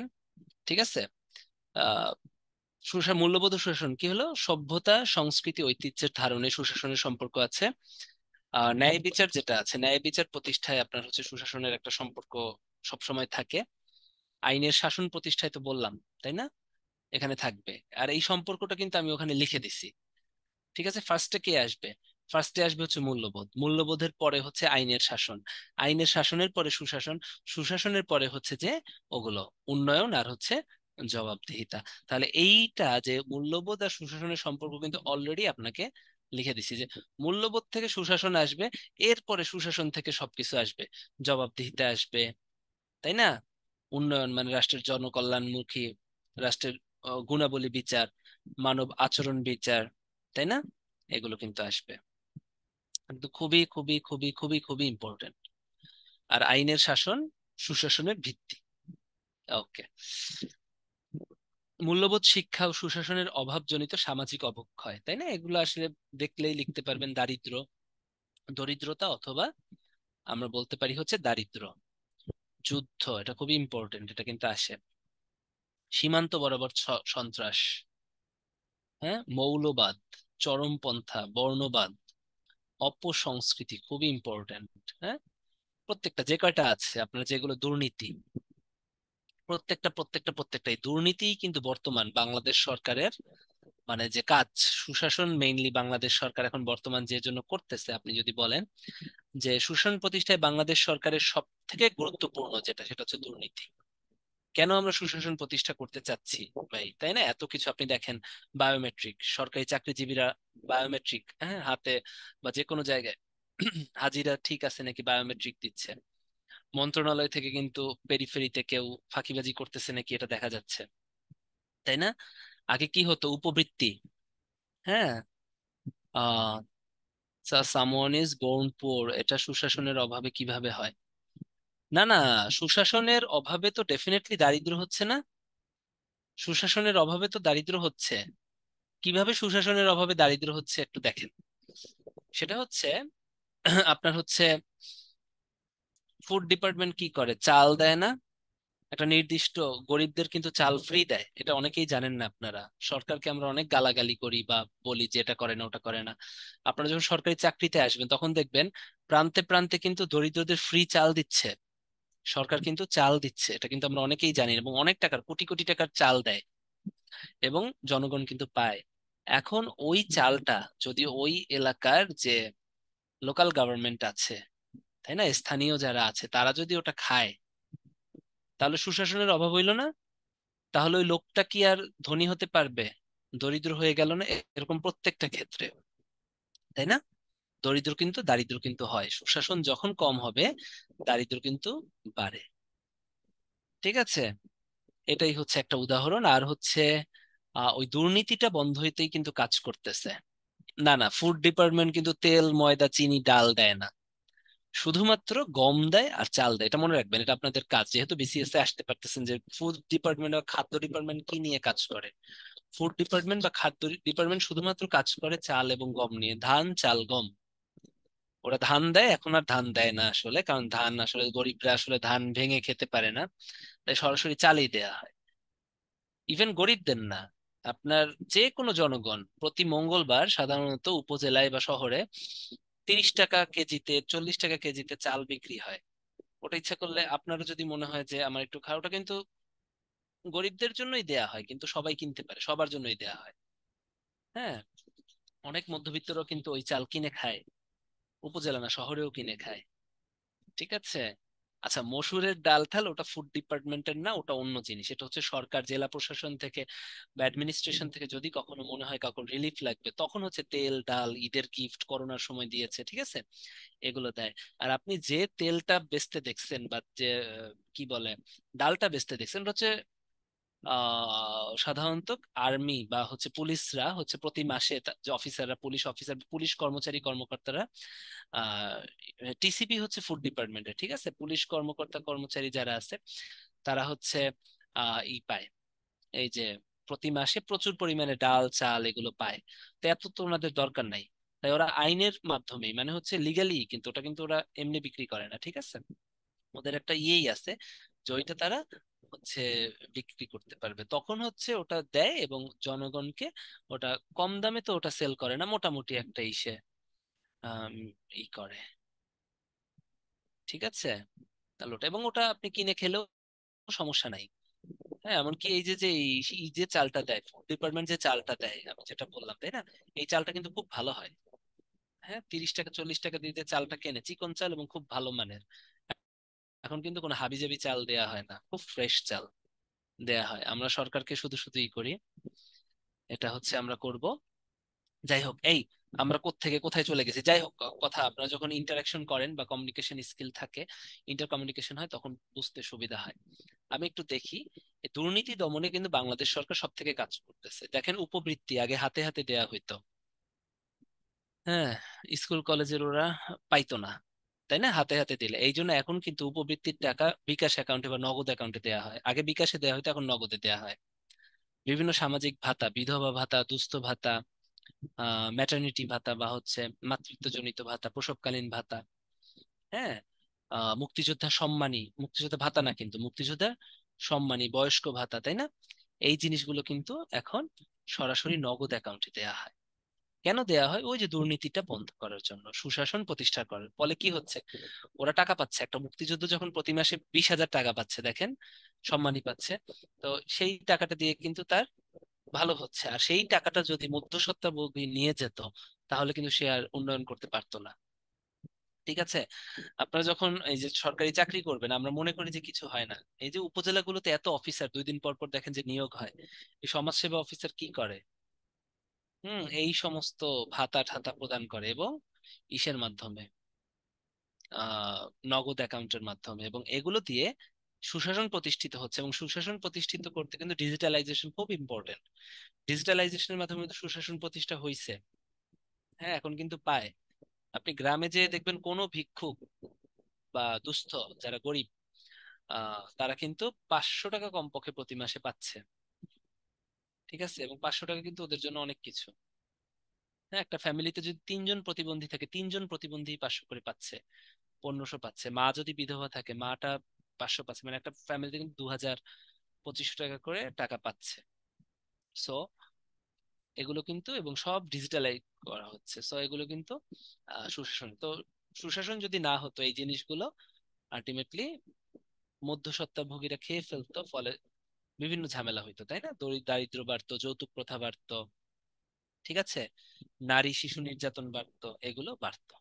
ওকে, এখন মূল্যবোধ প্রতিষ্ঠার উপায়গুলো, ঠিক আছে, মূল্যবোধ কিভাবে কিভাবে প্রতিষ্ঠা, অবশ্যই অনুশীলন, নৈতিক শিক্ষা। যদি মূল্যবোধ প্রতিষ্ঠার উপায় বলে, অবশ্যই নৈতিক শিক্ষাটা আসবে, নৈতিকতা বোধের বিকাশ আসবে। ঠিক আছে, এইটা ফার্স্ট, এরপরে যা আপনি পারেন, সমস্যা নেই। হুম। সুশাসন প্রতিষ্ঠায় সরকারের করণীয়, এখন সুশাসন প্রতিষ্ঠায় সরকারের করণীয়টা কি, তাই না? সুশাসন প্রতিষ্ঠায় ভাই, এই টাকাগুলো কি মানুষের ট্যাক্স থেকে আসে না গভর্নমেন্টের নিজের টাকা? অবশ্যই মানুষের ট্যাক্স থেকে আসে। গভর্নমেন্টেরও নিজস্ব আয় আছে। গভর্নমেন্ট কিভাবে আয় করে? গভর্নমেন্ট আয় করে দুইটা জায়গা থেকে। গভর্নমেন্ট যে এক্সপেন্ডিচার করে, তাই না, খরচ করে একটা দেশের জন্য, কয়েকটা জায়গা থেকে খরচ করে। একটা হচ্ছে ট্যাক্সের টাকা, জনগণের ট্যাক্সের টাকা, এবং সেই ট্যাক্স কিন্তু সরকারি কর্মচারীরাও দেয়, আমরাও দেই, তাই না?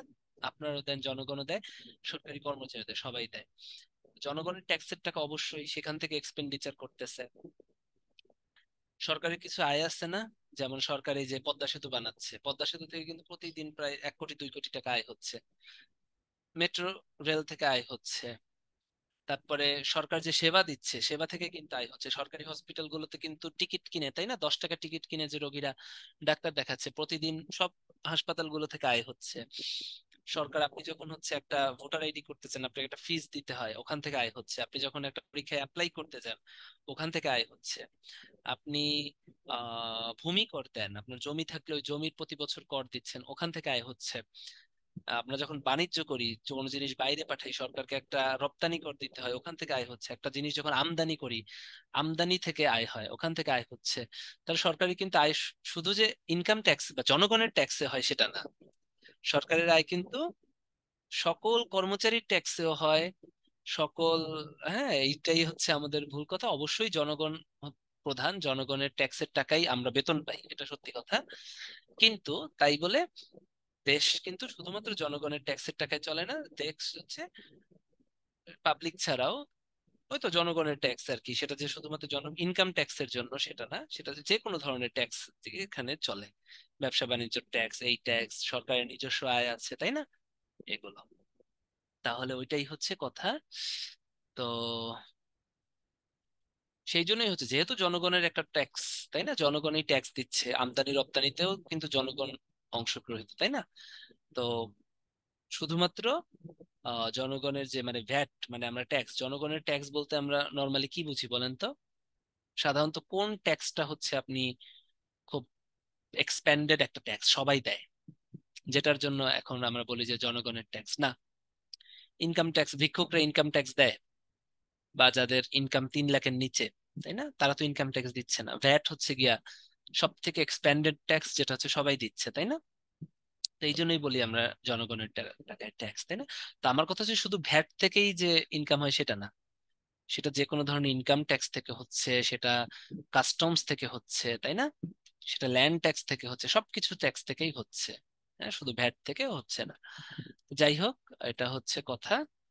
তো সেই জন্য যে জনগণের একটা পোর্শন যেহেতু ভ্যাট, হ্যাঁ, কিনতে গেলেও একটা ভিক্ষুকও ট্যাক্স দিচ্ছে, সো আমাদের ভিক্ষুকের প্রতিও দায়িত্বশীল থাকতে হবে। সুশাসন প্রতিষ্ঠায় তারও কিন্তু অংশগ্রহণ, কারণ কি, সবার অংশগ্রহণ আছে। সে যদি ভ্যাট না দিত তাহলে কিন্তু হবে না। একটা ভিক্ষুক যখন একটা সাবান কিনতে দিবে, লাইফ বয় সাবান, আপনি তো 50 টাকায় বেচবেন না, ওর জন্য 30 টাকায় আপনি দিবেন দিবেন?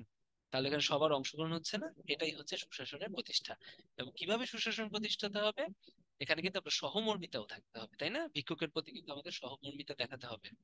একটা ভিক্ষুক যদি আপনার অফিসে একজন ডাক্তার থাকে, তার কাছে যদি সেবা নিতে চায়, তাকে সুন্দর মতো ডাক্তাররা সেবা করে, কারণ বাধ্য। ঠিক আছে? তারপরে একজন অ্যাডমিন কার্ডের কাছে একজন ভিক্ষুক আসলে আমরা তাকে সেবা করতে বাধ্য, তাই না? ব্যাপারটা এরকম। আসেন, সুশাসন প্রতিষ্ঠায় সরকারের করণীয় মৌলিক অধিকারের সন্নিবেশ ঘটানো। হ্যাঁ, মৌলিক যে অধিকারগুলো আছে এগুলো সন্নিবেশ ঘটানো এবং প্রচার ও প্রসার, তাই না, জনসচেতনতা বৃদ্ধি, সচেতনতা সৃষ্টি, জনসচেতনতা সৃষ্টি। ঠিক আছে, এটা কিন্তু খুব ইম্পর্টেন্ট। হ্যাঁ, সচেতনতাটা আপনার সৃষ্টি করতে হবে। ওকে।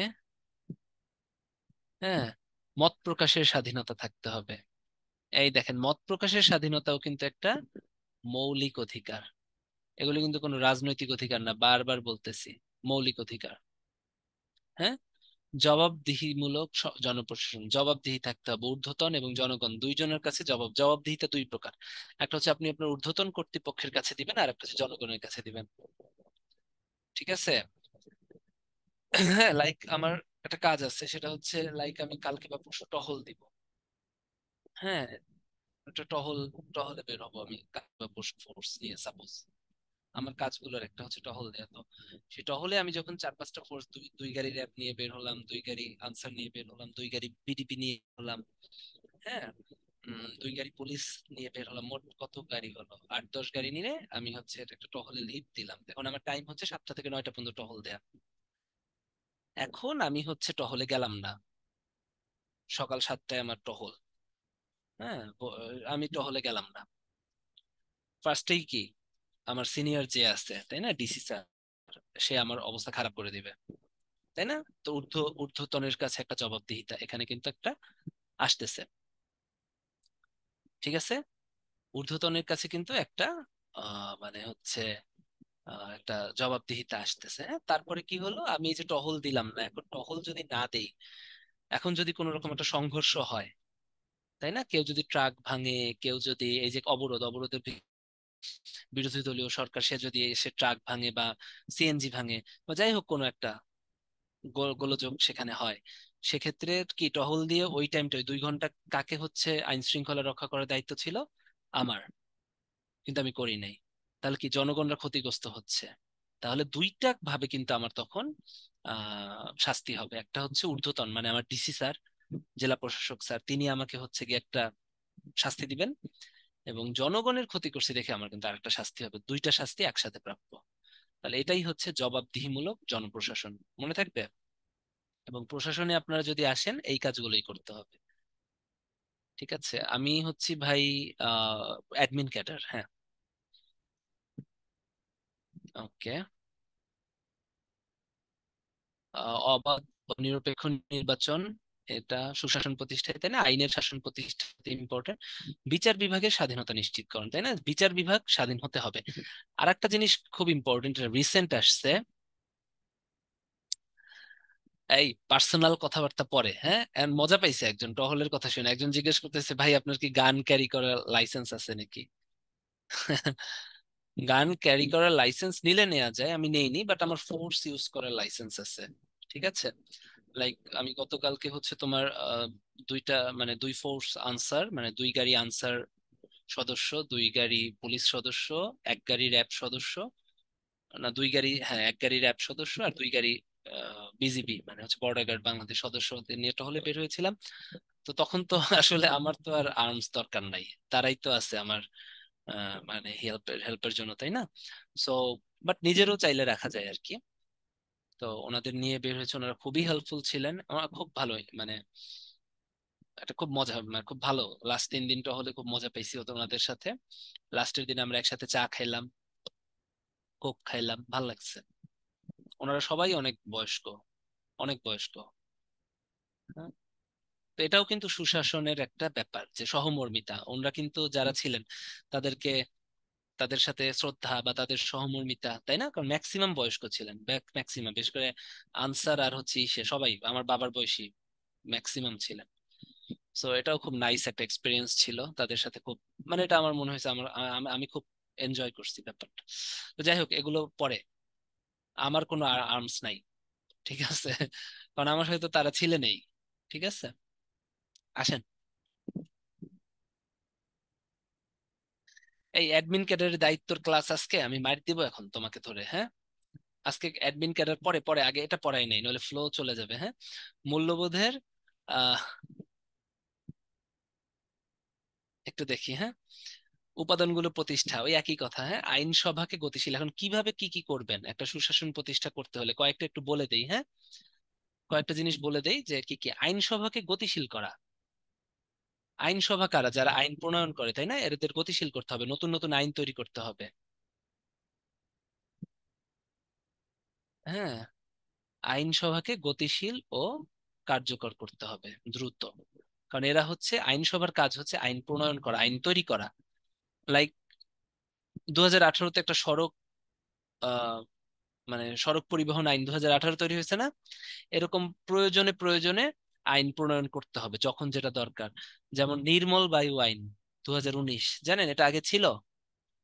তো বাংলাদেশের ঢাকায় এত দূষণ, এই যে তো নির্মল বায়ু আইন 2019 হয়েছে, তাই না? ব্যাপারগুলো তো এরকম। সড়ক আহ পরিবহন আইন 2018, তাই না? এবং সহজবোধ্য আইন প্রণয়ন করা, ঠিক আছে? এই জিনিসগুলো লাগবে, সহজবোধ্য আইন প্রণয়ন করা। শক্তিশালী স্থানীয় সরকার, স্থানীয় সরকারটা শক্তিশালী হতে হবে। এই যে উপজেলা চেয়ারম্যান, ইউনিয়ন পরিষদ চেয়ারম্যান, হ্যাঁ। উপজেলা একটা, এই যে আমিও একটা ভুল উচ্চারণ করলাম, এটা আজকে থেকে বলবেন না, উপজেলা চেয়ারম্যান বলতে কিছু নাই, উপজেলা পরিষদ চেয়ারম্যান, ঠিক আছে? উপজেলা পরিষদ চেয়ারম্যান এবং ইউনিয়ন পরিষদ চেয়ারম্যান। দারিদ্র্য দূরীকরণ করতে হবে, সংস্কার কর্মসূচি বাস্তবায়ন করতে হবে, ঠিক আছে? সাম্প্রদায়িক সম্প্রীতি বৃদ্ধি, এগুলো খুব ইম্পর্টেন্ট। কার্যকর মানবাধিকার কমিশন প্রতিষ্ঠা। এবং আরেকটা জিনিস জানেন, এটা পরীক্ষায় আসে, আপনারা অনেকেই, বিসিএস এখন আসেনি, অনেক সরকারি ভর্তি পরীক্ষা আসছে এবং আপনারা ভুল করেন। আমরা জানি বিচার বিভাগ পৃথকীকরণ, তাই না? নির্বাহী বিভাগ থেকে, কোথা থেকে? নির্বাহী বিভাগ থেকে একটা ক্যাডার আছে, অডিট অ্যান্ড অ্যাকাউন্টস,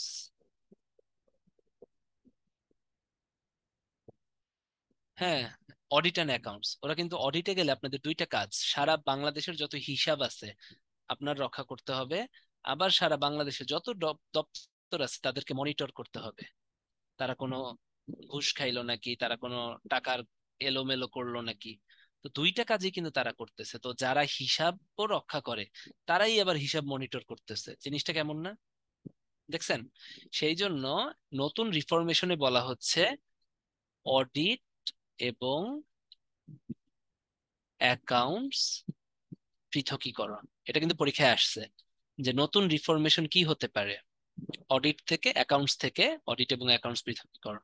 কারণ যারা, এটা হচ্ছে ওয়ার্ল্ড, মানে হচ্ছে কি বলবো, উম মানে ওয়ার্ল্ড বলে, মানে হচ্ছে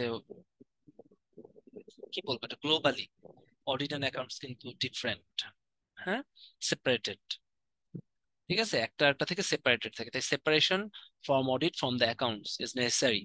কারণ হচ্ছে এটা যদি না হয় তাহলে যারাই অ্যাকাউন্টস করতেছে তারাই কিন্তু হিসাবের, কারণ মনিটর কি অডিট করে, যাদের হচ্ছে হিসাবে গোলমাল লাগে, তাহলে সব ডিপার্টমেন্টের অডিট তারা করছেন এবং মনিটর তারা করছেন।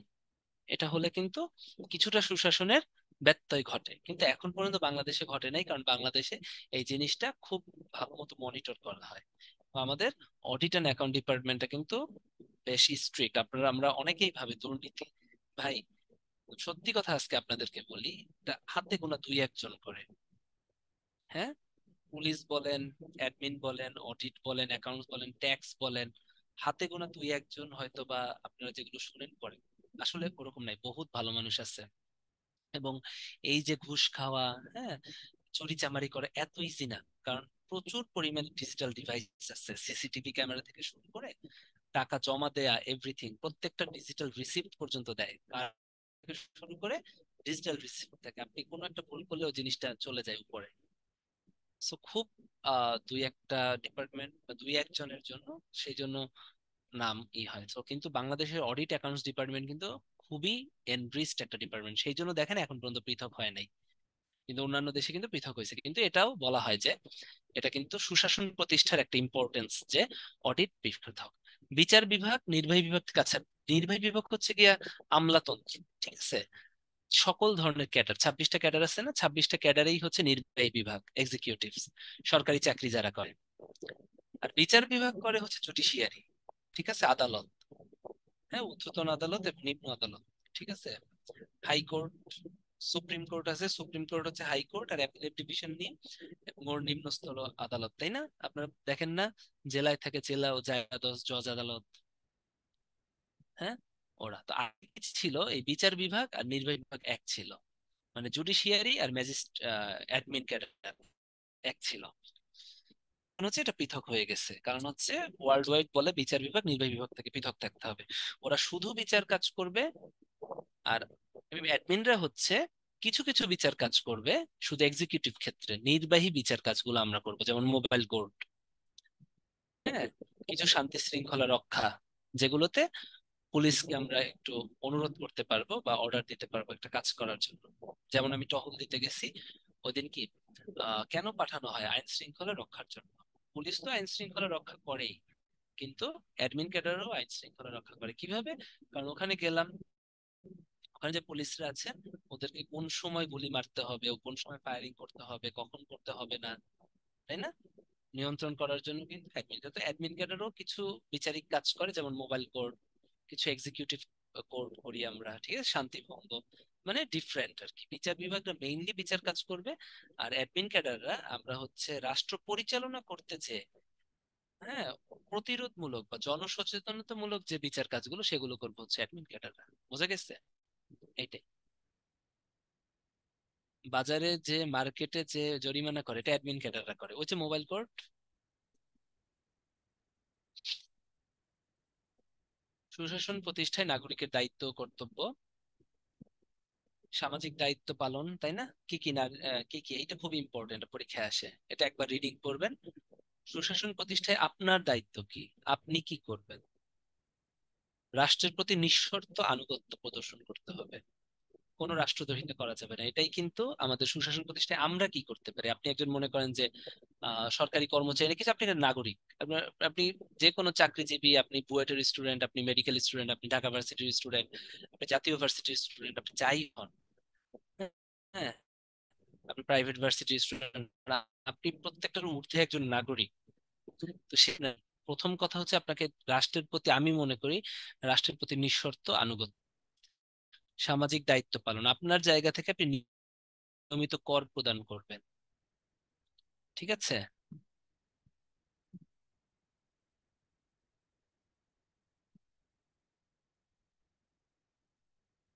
দেখেন, রাষ্ট্রীয় উন্নয়ন কর্মকাণ্ডে আপনি অংশ নেবেন,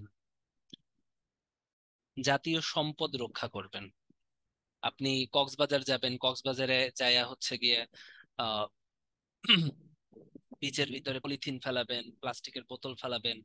আপনি নদীতে যাবেন ঢাকা থেকে বরিশাল লঞ্চে, হ্যাঁ, আপনি খেয়ে দিয়ে ওয়ান টাইম ইউজ যা আছে সব ফেলে দিবেন, আপনি পানির বোতলটা ফেলে দিবেন।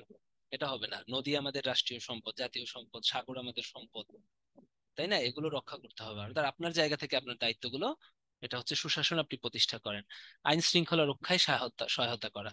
ঠিক আছে? এখন এই যে অবরোধ চলতেছে, অবরোধ চলার সময়, লাইক আমি আমার উদাহরণ দিয়ে, আমি টহল দিতে গেলাম এখন একটা গলির সামনে আমি ঢুকতেছি, গাড়ি নিয়ে ঢুকতেছি, অলরেডি আমার সাথে ফোর্স, যে কোনো একদিন কেটা ঢুকতেছে, মনে করেন তার পিছনে 7-8টা ফোর্স আছে। এখন ওখানে সাপোজ আপনি বাইক চালায় আসতেছেন, হ্যাঁ, তখন আপনি বললেন না আপনি আগে যাবেন, আপনার 8টা গাড়ি পিছনে সরান, তা আমি আমি আগে বাইক বের করবো, তারপর আপনারা ঢুকবেন। এটা করা যাবে না। হ্যাঁ, আপনাকে হচ্ছে সহমর্মিতা আপনাকেও দেখাইতে হবে, তাই না? আপনাকে হচ্ছে আইন শৃঙ্খলা রক্ষায় সহায়তা করতে হবে। বুঝতে পারছেন? তখন যখন দেখবেন সহায়তা করতে পারতেছেন যতটুকু সম্ভব, যে না আমি করি, আগে ফোর্স গুলোকে যেতে দিই, তারপর আমি সাইড করি, তারপর যাই। না আপনি ঝগড়া করবেন, যে অ্যাডমিন হয়েছেন তো কি হয়েছে, তাড়াতাড়ি পিছে যান, পিছনে পুলিশের গাড়ি তো কি হয়েছে, পিছে যান, আগে আমি বাইরে হয়ে নেই, বলবেন। এটা আপনি করবেন, ঠিক আছে? বা হসপিটালে গেলেন, হসপিটালে ডাক্তাররা আছে, ডাক্তার একটা কাজ করতেছে, লাইক আপনি দাঁত তুলতে গেলেন, হ্যাঁ, আপনার ছোট ভাইয়ের দাঁত তুলতে গেলেন, একটার সময় গেলেন, 1:30টার সময় গেলেন, আউটডোর হচ্ছে 2টা পর্যন্ত খোলা থাকে সাধারণত, ঠিক আছে? এখন 1:30টার সময় কিন্তু ওই ডাক্তার সারাদিন দাঁত তুলে কিন্তু তার তখন খুব টায়ার্ড লাগে, তাই না? এখন ওই সময় যদি আপনি যে বলেন যে না আমার এখন দাঁত তুলতে হবে, এখনই তুলে দেন, তখন যদি ডাক্তার না করে, তখন ডাক্তার খারাপ, ডাক্তারকে মারামারি শুরু হয়ে যায়, তাই না? আমি একটা উদাহরণ দিলাম মাত্র। এরকম একটা ঘটনা ঘটছিল রিসেন্ট, আমি যেখানে চাকরি করি তার পাশে। তো খুবই ভদ্রলোকের খুব খারাপ অবস্থা, আমার খুবই খারাপ লাগছে যে সিসিটিভি ক্যামেরায় দেখা গেল 1:30টার সময় আসছে, উনি হচ্ছে খুবই অসুস্থ ছিলেন, তিনি টায়ার্ড লাগতেছে, আপনি হচ্ছে গিয়ে মেডিসিন খেয়ে আসেন, ডেট দিয়ে দিছে, ডেট কিন্তু দেয়া যায়। আর একটা বাচ্চার কিন্তু যেদিন আসবে ওই দিনই দাঁত কেন তুলবে, তাকে তো মেডিসিন দিয়ে আর ওই দিনেই ট্রিটমেন্ট করে, তাই না? একটু অ্যান্টিবায়োটিক খাওয়ায়া, বা অ্যান্টিবায়োটিক না লাগলে একটু মানে ধাতস্থ হয়ে তোলার কথা। তারপরেও যাই হোক কি করে ওনাকে মাইর দিছে। তো এই জিনিসগুলো ঠিক আছে, যে প্রত্যেকটা জায়গায় আপনাকে আইন শৃঙ্খলা যাতে রক্ষা হয় সহায়তা করতে হবে। আপনি ধুমধাম দিয়ে ডাক্তারের গালে একটা থাপ্পড় বসাই দিবেন, দিস ইজ নট ম্যানার্স, বা দিস ইজ নট সামাজিক মূল্যবোধ। ঠিক আছে? আচ্ছা, হ্যাঁ, ওই তো ইনফেকশন কন্ট্রোল করেই তো এক্সট্রাকশন করতে হয়, তাই না? তো ইনফেকশনটা মনে করেন কন্ট্রোল না করলো, সে অ্যান্টিবায়োটিক, মানে এটাখানে যেটা ছিল অ্যান্টিবায়োটিক দিয়েছিল ডাক্তার, এবং বলছিল 3 দিন পরে আসেন, আমি তুলে দিব, কিন্তু তার তখনই লাগবে। হ্যাঁ, ওকে, হ্যাঁ, যে মারছে ওরে করে না, ওর জেলে দিছে, সংবিধান মেনে চলতে হবে, ঠিক আছে? প্রগতিশীল যে কোনো দলের প্রতি সমর্থন করতে পারবেন, কিন্তু সেটা অবশ্যই অসাম্প্রদায়িক হতে হবে। অসাম্প্রদায়িক যে কোনো দলের প্রতি সমর্থন, এটা থাকা যেতে পারে। ই গভর্নেন্স একটু দেখি, গুড গভর্নেন্স এর একটা হচ্ছে ই গভর্নেন্স। হ্যাঁ, ই গভর্নেন্স হচ্ছে এই যে সুশাসন করতেছি আমরা, যে এত আহ, সরকারি ব্যবস্থা, এই ব্যবস্থাতে ইলেকট্রনিক মিডিয়া অন্তর্ভুক্ত করা। ইলেকট্রনিক মিডিয়া আমরা ইনক্লুড করলাম, ইন্ট্রুশন করলাম, ঠিক আছে? ইন্ট্রুশন অফ ইলেকট্রনিক মিডিয়া, এটাই হচ্ছে ই গভর্নেন্স। বুঝতে পারছেন? ই গভর্নেন্স শব্দটি কি? ইলেকট্রনিক গভর্নেন্স, এটার মানে হচ্ছে সংক্ষিপ্ত রূপ, বা ডিজিটাল গভর্নেন্স, এখানে হচ্ছে ইলেকট্রনিক মিডিয়া। ওকে, ইলেকট্রনিক মিডিয়া, বা ইলেকট্রনিক মিডিয়া না মানে হচ্ছে ইলেকট্রনিক মিডিয়া, কি ইলেকট্রনিক ডিভাইস, মিডিয়া বললে আপনারা আবার ওই যে মিডিয়া বুঝবেন, তাই ইলেকট্রনিক ডিভাইস বলি, ঠিক আছে? আপনি যে কোনো ধরনের সরকারি কাজে বা রাষ্ট্র পরিচালনার জন্য ইলেকট্রনিক ডিভাইস ইউজ করলেন, এটাই হচ্ছে ই গভর্নেন্স। ঠিক আছে? এটাই, দেখেন, অনলাইন গভর্নেন্স, প্রযুক্তি চালিত গভর্নেন্স, ঠিক আছে? তার মানে সুশাসনের একটা পার্ট কিন্তু। হ্যাঁ, প্রথমে গুড গভর্নেন্স, দেখেন, 1 নম্বরে গুড গভর্নেন্স। গুড গভর্নেন্সটা তৈরি করার জন্য আমরা ইলেকট্রনিক মিডিয়া ইউজ করতে পারি, সেটা হচ্ছে ই গভর্নেন্স। ওকে, এই জিনিসটা যেন মনে থাকে।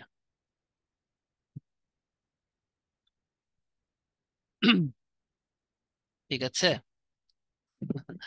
আচ্ছা Sadia, thank you for your nice compliment. এটা কিছুই না, আপনি সবসময় আপনি যেখানেই যাবেন, হ্যাঁ, আপনি হচ্ছে কয়েকটা কথা মনে রাখবেন, সেটা হচ্ছে আপনি যেই হন, আপনি হচ্ছে নিজেকে হচ্ছে সবসময় সোবার রাখবেন। যাই হোক, আপনার রিপ্লাইটা যেন ভালো থাকে, ঠিক আছে? তাহলে আপনি অনেক ভালো করতে পারবেন। এটা মোটিভেটেড হওয়ার কিছু না, এইটাই কিন্তু ইনস্টিংক্ট হওয়া উচিত বা প্রবৃত্তি হওয়া উচিত, তাই না? সেটা হচ্ছে আপনি যেভাবে যাই হোক আপনার রিপ্লাইটা ভালো হতে হবে, তাহলে আপনি ভালো জায়গায় যেতে পারবেন, ঠিক আছে? এটা এটা আমাকে দিয়ে মোটিভেটেড হওয়ার কথা নাই, আপনি নিজেও মোটিভেটেড হতে পারবেন। এটাই প্রবৃত্তি হওয়া উচিত, ঠিক আছে? রিপ্লাইটা কখনো হার্শ হবে না। আসেন, এবারে হচ্ছে আমরা বিশ্ব ব্যাংকটা দেখি। ই গভর্নেন্স কি বলছে? সরকারি তথ্য প্রযুক্তি, তাই না? জনগণ, ব্যবসায়ী, সরকারের অন্যান্য শাখার মধ্যে যোগাযোগের সক্ষমতাকে বোঝায়, একই কথা। এটা কিন্তু বিশ্ব ব্যাংকও বলছে, ঠিক আছে? গভর্নেন্সের ধারণা কিন্তু বিশ্ব ব্যাংক দিছে, আবার ই গভর্নেন্সও বলছে। জান্নাতুল মাওয়া, আপনি কোন মেডিকেল কলেজের আগে একটু বলেন, তারপরে আমি একটু বলি, ঠিক আছে? আপনি কি মেডিকেলের? যারা ডাক্তারি পেশা থেকে প্রশাসন, পুলিশ, পররাষ্ট্র ক্যাডারে যায়, ওনারা কি চাইলে প্রাইভেট চেম্বার বা মেডিকেলের কিছু করতে পারবে না? না। আফটার ডিএস করা যায়, আপনি যখন উপসচিব লেভেলে যাবেন তারপরে চাইলে করতে পারবেন, বাট দরকার হয় না, সময় পাওয়া যায় না আর কি। 10-12 বছর পর করতে পারবেন চেম্বার চাইলে, এর আগে পারবেন না, কারণ এর আগে অনেক টাফ থাকে। আর পোস্ট গ্রাজুয়েশন করা যায় না। আপনাদের যে সাবজেক্ট গুলো থাকে না, এফসিপিএস, এমডি, হ্যাঁ, আর কি কি থাকে, এমএস, এমফিল, এমপিএইচ, এমপিএইচ করতে পারবেন, এমপিএইচ করতে পারবেন, বাট এমডি, এফসিপিএস এগুলো জীবন থেকে মুছে যেতে হবে, হ্যাঁ, এগুলো হবে না। ওকে, ই গভর্নেন্স এর প্রকারভেদ একটু দেখি, 4 প্রকার। হ্যাঁ, ই গভর্নেন্স: G2C, গভর্নমেন্ট থেকে সিটিজেন। হ্যাঁ, এটার উদাহরণটা দেখেন, গভর্নমেন্ট থেকে সিটিজেনের কি কি সেবা আপনি পান ই গভর্নেন্স এর মাধ্যমে। স্মার্ট কার্ড, হ্যাঁ, উদাহরণ আসে কিন্তু স্মার্ট কার্ড হচ্ছে G2Cর উদাহরণ, ঠিক আছে? গভর্নমেন্ট টু বিজনেস, হ্যাঁ, বিজনেসের ক্ষেত্রে গভর্নমেন্ট টু বিজনেস আপনি কি পাচ্ছেন? ই প্রকিউরমেন্ট, যখন সরকার কোনো কিছু কেনে, পারচেস করে, তখন যাদের কাছ থেকে কেনে তাদের কাছ থেকে কিন্তু লটারি করে কিনতে হয়, ঠিক আছে? প্রকিউরমেন্ট মানে হচ্ছে কেনা, পারচেসিং, হ্যাঁ, পারচেসিং। তাহলে ই প্রকিউরমেন্টের মাধ্যমে কিন্তু বিজনেসম্যানদের কাছ থেকে গভর্নমেন্ট তার কেনাকাটা যখন লাগে সে করে। হ্যাঁ, স্মার্ট কার্ড টু সিটিজেন আরেকটা আছে, গভর্নমেন্ট টু সিটিজেন আরেকটা উদাহরণ হচ্ছে eTIN. ETIN, very good. ETIN, হ্যাঁ, eTIN. Government to government, hmm, government to government, G2G। হ্যাঁ, অনেক কিছু আছে, এটা কি? এটা অনেক কিছু, লাইক গভর্নমেন্ট থেকে গভর্নমেন্ট, কি এটার উদাহরণ কি হতে পারে বলেন তো? G2G এক্সাম্পল একটা বলেন।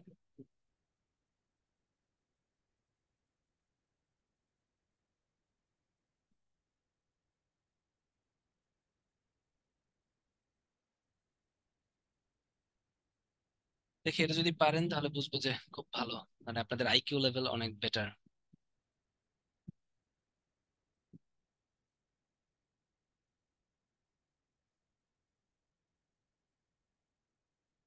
গভর্নমেন্ট নিজেকে আবার কি দিবে?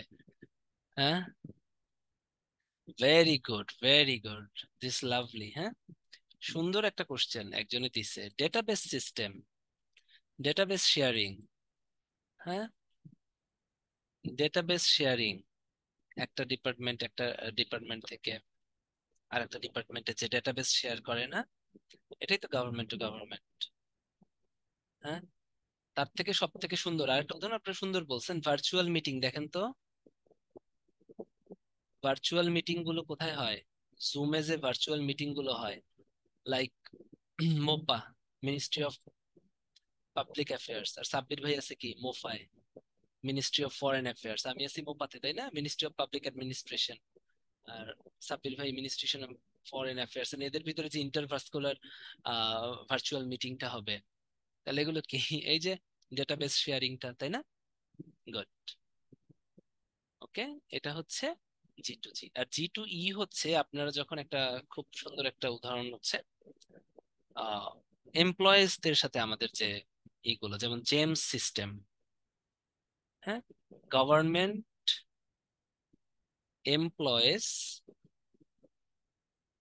Management system. ম্যানেজমেন্ট MX দিয়ে লিখলাম, পুরোটা না লিখলাম, management system, government employees management system. হ্যাঁ, MX এ হয় হচ্ছে ম্যানেজমেন্ট, জান লিখে দিলাম জেমস। এই যে এখানে হচ্ছে সকল তথ্য থাকে, গভর্নমেন্ট অফিসারদের তথ্য থাকে এখানে, এভরিথিং। বা like circulars to the employees. Circular কি শুধু আপনাদেরই দেয়, আমাদের দেয় না? Circulars to the employees, government যে সার্কুলার দেয় না, অনলাইন সার্কুলার দেয় আমাদের। হ্যাঁ, যেমন আমাকে একটা সার্কুলার দিল যে আপনি সুইডেনে পড়তে যেতে পারবেন, এই জন্য একটা আহ পরীক্ষা দিতে হবে, এই জন্য আপনারা যারা ক্যাডার আছেন তারা হচ্ছে পরীক্ষা দেন। হ্যাঁ, 7 জন আছে, 7 জন সুইডেনে ট্রেনিং নিতে হবে। সার্কুলার টু দ্য এমপ্লয়িজ, এটা ওয়েবে দিয়ে দিল, তাহলে কি এটা কি? এটা G2E। আর জেমস যেটা আছে, হ্যাঁ, government employees management system, just উদাহরণ দিলাম মাত্র, এটা কিন্তু আপনাদের রিটেনের জন্য ইম্পর্টেন্ট, যে কোনটার এক্সাম্পল কি হবে।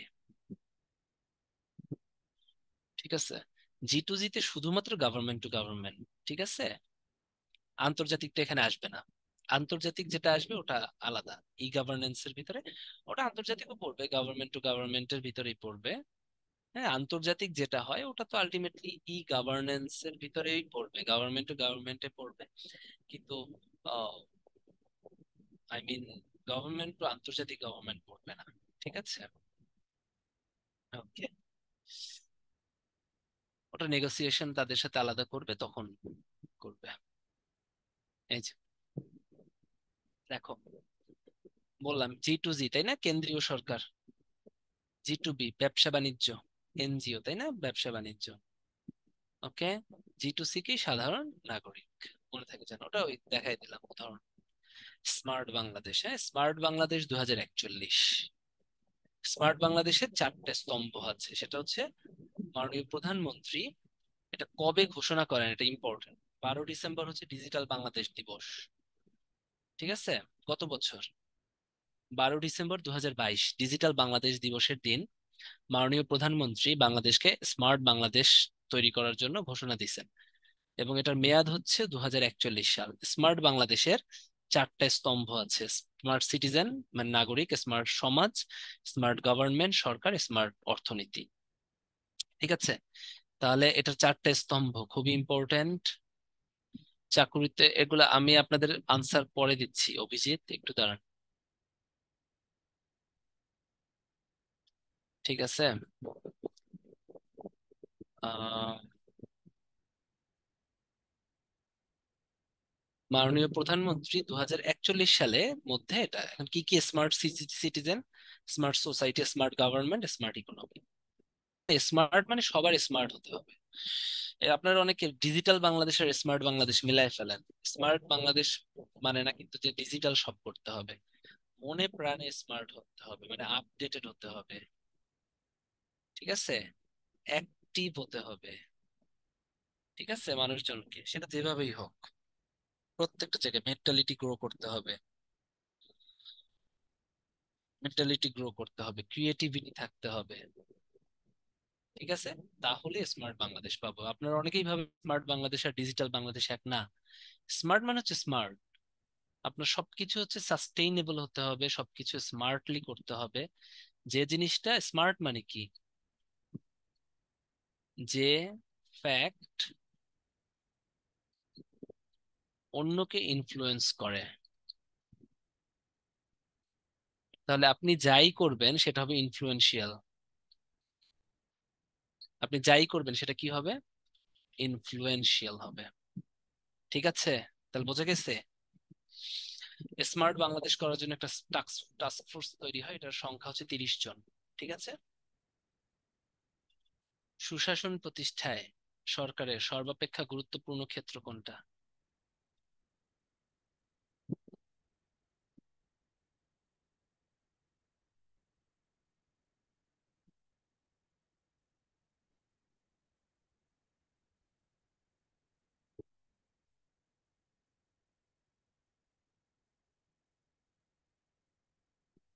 সর্বাপেক্ষা সর্বাধিক গুরুত্বপূর্ণ ক্ষেত্র? অবশ্যই দুর্নীতি দমন। আমি কি বললাম? দুর্নীতি দমন করার জন্যই তো এত কিছু করতেছে, তাই না? ঠিক আছে, দেখেন 61% সঠিক উত্তর দিয়েছেন। হ্যাঁ, সুশাসন প্রতিষ্ঠায় সব থেকে গুরুত্বপূর্ণ ক্ষেত্র হচ্ছে দুর্নীতি দমন। দুর্নীতি দমনের জন্যই তো এত কাজ করতেছে। বেতন বাড়াই দিছে কেন? দুর্নীতি তো, যাতে কিনা মানুষজন ঘুষ কম খায়। আগে তো বিসিএস এর তো ক্রেজ ছিল না, ছিল? মানুষজন কিন্তু বিসিএস এ আসতে চাইতো না, এখন কেন আসতে চায়? এস স্যালারি বাড়াইতেছে, তাই না? স্যালারি বাড়ানোর আরেকটা কারণ হচ্ছে যাতে দুর্নীতিটা হ্রাস পায়। ওকে, দেখ, পারবেন? ক নাম্বার কি হবে বলেন, দেখি পারেন নাকি। ক নাম্বার কি হবে, ক নাম্বার? Very good. নৈতিক, তাই না? দেখছেন, এখনই পারতেছেন। সুশাসনের পূর্ব শর্ত কি বলেন?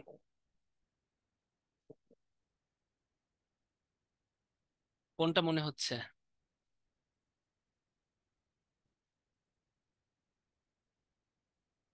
অবশ্যই মত প্রকাশের স্বাধীনতা।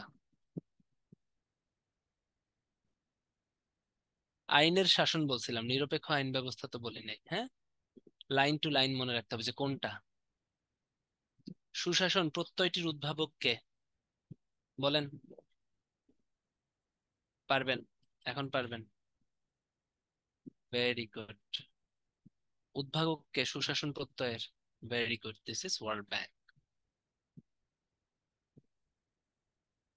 সহস্রাব্দ উন্নয়ন লক্ষ্য মানে হচ্ছে এসডিজি, সহজ কথায়। হ্যাঁ, ওই টেকসই, এটাই। বলেন, কিসের দিকে আপনি নজর দিচ্ছেন?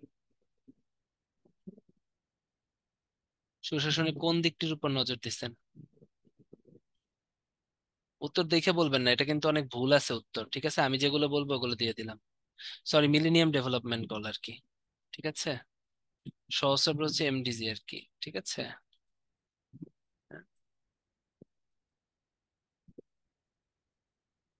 সহস্রাব্দে কোনটা দিচ্ছে?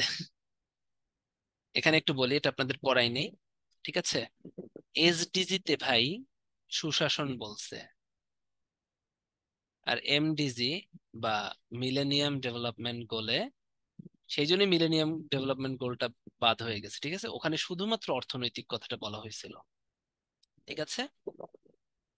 এটা আপনাদের পড়ানো হয় নাই, এটা একটু বললাম আর কি, ওকে? হুম। এসডিজি কি? এসডিজির মূল ভিত্তিক হচ্ছে সুশাসন, উন্নয়নের, তাই না? আর এমডিজির ক্ষেত্রে একটু বলি, সেটা হচ্ছে সহস্রাব্দ। এটা আমার হঠাৎ খেয়াল ছিল না বলতে, বা স্লাইডেও নাই। সহস্রাব্দ উন্নয়ন লক্ষ্যের জন্য কিন্তু এখানে অর্থনৈতিক দিক বলা বোঝানো হয়েছে, ঠিক আছে? তাহলে এমডিজিতে বা অর্থনৈতিক, যেটা এমডিজি বা সহস্রাব্দ, যে অর্থনৈতিক বা ইকোনমিক ব্যাপারটা বোঝানো হয়েছে, ঠিক আছে?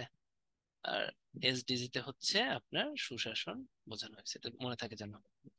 এই যে কটা বলবো এই কটা কিন্তু পড়বেন। মূল্যবোধের উৎস কোনটা, এটা বলেন। নৈতিক চেতনা হইছে। সুশাসনের মূল ভিত্তি কি বলেন? পারবেন? সুশাসনের মূল ভিত্তি কি? পারবেন? Very good. Sukhi, Soma, Toni, Azizul. Very good, very good. দেখছেন, নিবিড় হোসেন। এখন পারতেছেন না?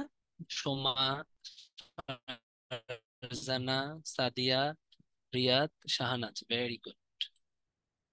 জান্নাতুল নূর মোহাম্মদ। গুড। দেখছেন, ভাল লাগতেছে যে এখন পারতেছেন। দেখেন, যে গুণের মাধ্যমে ভুল ও শুদ্ধের পার্থক্য নির্ণয় করা যায় সেটা কি? তাড়াতাড়ি তাড়াতাড়ি চ্যাট বক্সে লেখেন, আমি বলবো না, বলেন। ভেরি গুড, ভুল ও শুদ্ধ। ভালো লাগতেছে। এটা একটু বলেন, গণতান্ত্রিক মূল্যবোধের সব থেকে গুরুত্বপূর্ণ উপাদান কোনটা? এটা একটু বুদ্ধি করে বলেন, হ্যাঁ? কাছাকাছি। আমি যে যে ওয়ার্ড বলবো ওই ওয়ার্ডের ভিতর থাকতে হবে, বাইরে বললে কিন্তু উত্তর হবে না। বারবার বলতেছি, নেতৃত্বের প্রতি আনুগত্য, শক্তিশালী রাজনৈতিক দল, স্বচ্ছ নির্বাচন কমিশন, পরম সহিষ্ণুতা। Very good. কি হবে?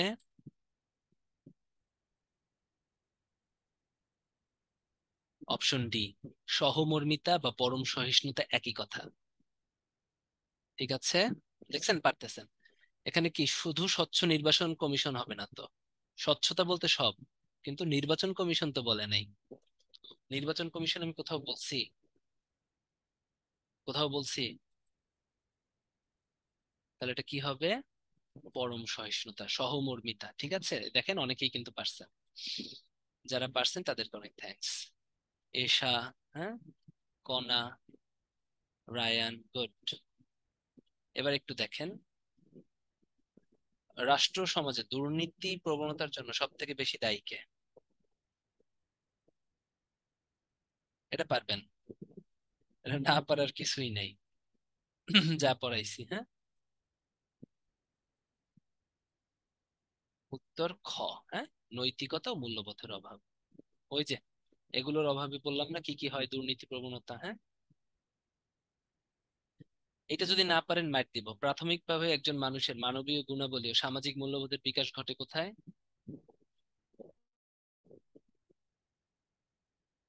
Very good. ফ্যামিলি। ওকে, বলেন, নৈতিক মূল্যবোধের উৎস কোনটা? এক।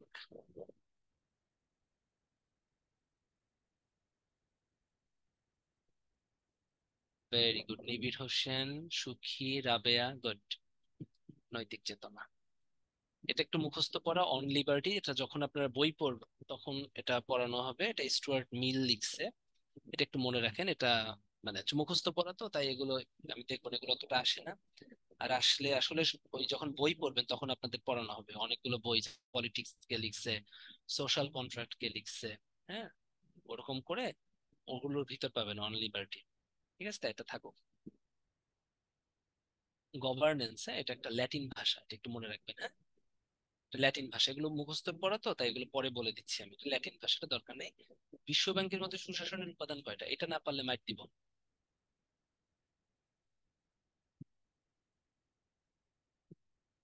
ভেরি গুড, মিনহাজ,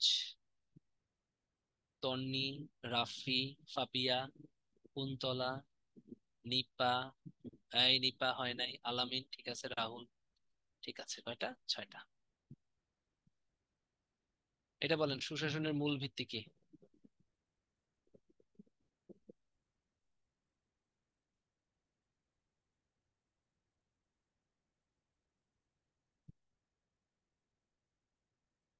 আইনের শাসন। এই সুশাসনের মূল ভিত্তি, সুশাসনের মূল ভিত্তি, সমা, কুন্তলা, ভেরি গুড। এটা হচ্ছে আইনের শাসন। ঠিক আছে।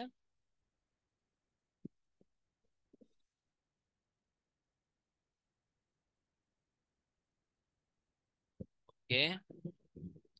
সুশাসন চারটা স্তম্ভের উপর, এটা কে বলছে? সুশাসন যে চারটা স্তম্ভের উপরে আছে, এটা কে বলছে?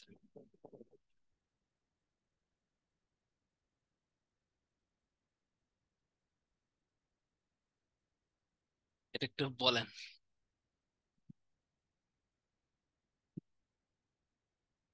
আইএমএফ না? জাতিসংঘ উন্নয়ন কর্মসূচি হবে। এটা একটু বলি আপনাকে। এটা একটা কাহিনী আছে, বলি। বিশ্ব ব্যাংক বলছে হচ্ছে সুশাসন হচ্ছে ছয়টা উপাদান। ঠিক আছে। এখন বাংলাদেশ যে সুশাসনকে বলছে যে চারটা স্তম্ভের উপর, এটা আসলে ওই বিশ্ব ব্যাংকের ওই মতটা থেকেই নিছে। এই জন্য এটার উত্তর হচ্ছে বিশ্ব ব্যাংক বলছে, বাট এটা হচ্ছে কনফিউজিং একটা আনসার। ঠিক আছে, এটা কনফিউজিং আনসার, এখানে সঠিক উত্তর নাই। কিন্তু এটা হচ্ছে বিশ্ব ব্যাংক। ঠিক আছে, বিশ্ব ব্যাংক ওই যে যে বাংলাদেশ যে চারটা স্তম্ভের উপর বলছে, হ্যাঁ, বিডি সরকার যে বলছে, এটা কিন্তু বিশ্ব ব্যাংকের ওই ছয়টার উপর থেকেই নিছে। উপাদান হচ্ছে ছয়টা। আর স্তম্ভ যে বাংলাদেশ সরকার নিছে, ওখানে সে একটা কথা লিখছে। না, ব্ল্যাঙ্ক রাখার দরকার নাই, বিশ্ব ব্যাংক অবশ্যই একটা আনসার থাকে। এবং বাংলাদেশ কিন্তু পুরোপুরি ফলো করে বিশ্ব ব্যাংককে। এবং বাংলাদেশ যখন লিখছে, ওখানে লিখছে যে বিশ্ব ব্যাংকের আহ মানে তথ্য অনুযায়ী আমরা চারটা স্তম্ভ সাজাইছি, সেই জন্য এটার উত্তর বিশ্ব ব্যাংক, এবং আপনারা বিশ্ব ব্যাংক দিবেন। ঠিক আছে, এই কনফিউজিং কোশ্চেন কখনো আসবে না। সো এটা সমস্যা নাই। ঠিক আছে। সভ্যতার অন্যতম প্রতিচ্ছবি কে?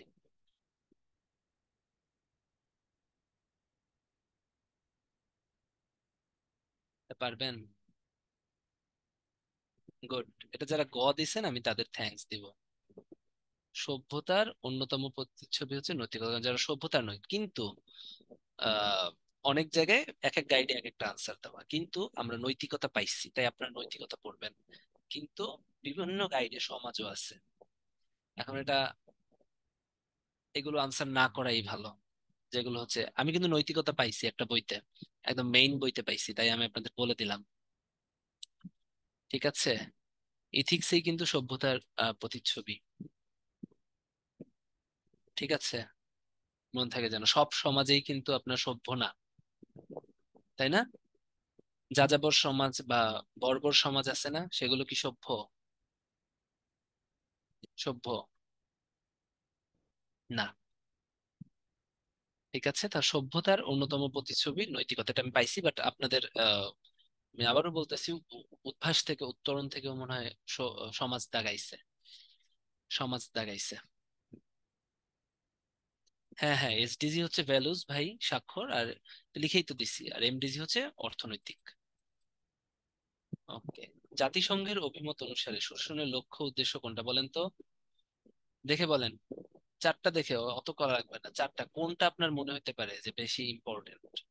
এগুলো কিছু কিছু জিনিস নিজে লিখতে হবে। এই, সুশাসন কি করে এটা তো আপনারা দুই একজন ঠিক উত্তর দিচ্ছেন, না অনেকেই, সবাই ঠিক উত্তর দিচ্ছেন, দুই একজন ভুল। অবশ্যই এটা মৌলিক স্বাধীনতার উন্নয়ন হবে, তাই না? শুধু নারীদের তো না, এখানে কোনটা বেশি হয়? উন্নয়ন, হ্যাঁ, মৌলিক স্বাধীনতার উন্নয়ন মানে সকল ধরনের উন্নয়ন। কারণ আমি আপনাদের লিখে দিছিলাম না, সুশাসন, তারপরে উন্নয়ন, বিপরীত বৈষম্য, এটা একটু মুখস্থ করার জিনিস। দিস ইজ নট নারীদের ক্ষেত্রে, হচ্ছে সংখ্যালঘুদের ক্ষেত্রে আমরা বিপরীত বৈষম্য কথাটা ইউজ করি। ঠিক আছে, সংখ্যালঘুদের ক্ষেত্রে এটা একটা টার্ম, এগুলো বোঝার কিছু নেই। ওকে, যাক আপনারা পারতেছেন, সব তো পারা লাগবে না। এটা বলেন, নাগরিকের কর্তব্য কি? যেগুলো দিছিলাম কোনটা হবে অপশনের ভিতরে? ভেরি গুড, সোমা, আবির, নাজিব। হ্যাঁ, অবশ্যই কর প্রদান করা। এই সরকার পরিচালনায় সাহায্য করা ছিল নাগরিকের কর্তব্য, ছিল আইন শৃঙ্খলার সময় সাহায্য করা। সব সময় সরকার পরিচালনা তো আমার দরকার নেই, দরকার আছে নিয়মিত কর প্রদান। আমার কিন্তু ওয়ার্ড গুলো পড়তে হবে, হ্যাঁ, কর প্রদান করা।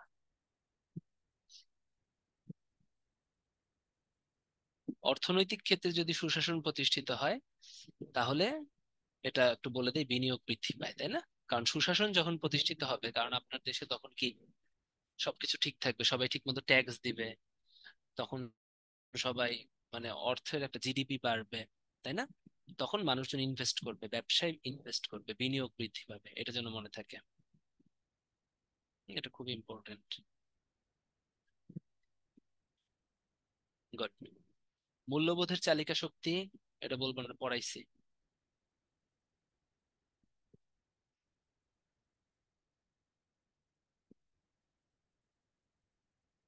এই সংস্কৃতি, হ্যাঁ, কয়বার দেখাইছি সংস্কৃতি। মূল্যবোধের ভিত্তি হচ্ছে আইনের শাসন। সরি, হ্যাঁ, মূল্যবোধের ভিত্তি না, মানে মূল্যবোধের ফলে প্রতিষ্ঠিত হয় হচ্ছে সুশাসন বা হচ্ছে আইনের শাসন। মূল্যবোধের চাবিকাঠি হচ্ছে সুশাসন বা আইনের শাসন, আইনের শাসন যেটা আর কি। হ্যাঁ, মূল্যবোধ তো ছিল একদম ফার্স্টে, ওটার ফলে প্রতিষ্ঠিত হয় আইনের শাসন বা সুশাসন। ঠিক আছে, আপনার চাবিকাঠি হচ্ছে সুশাসন, কিন্তু মূল্যবোধের চালিকা শক্তি সংস্কৃতি, এটা বলছি। সুশাসনের উপাদান নয় কোনটা?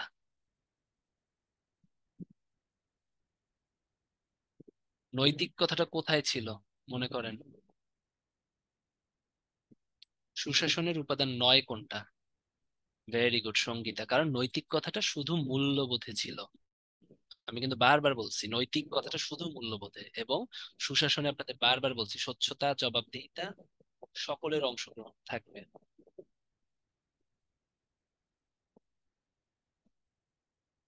সহমর্মিতা, বা সহনশীলতা লাভ করে কোত্থেকে?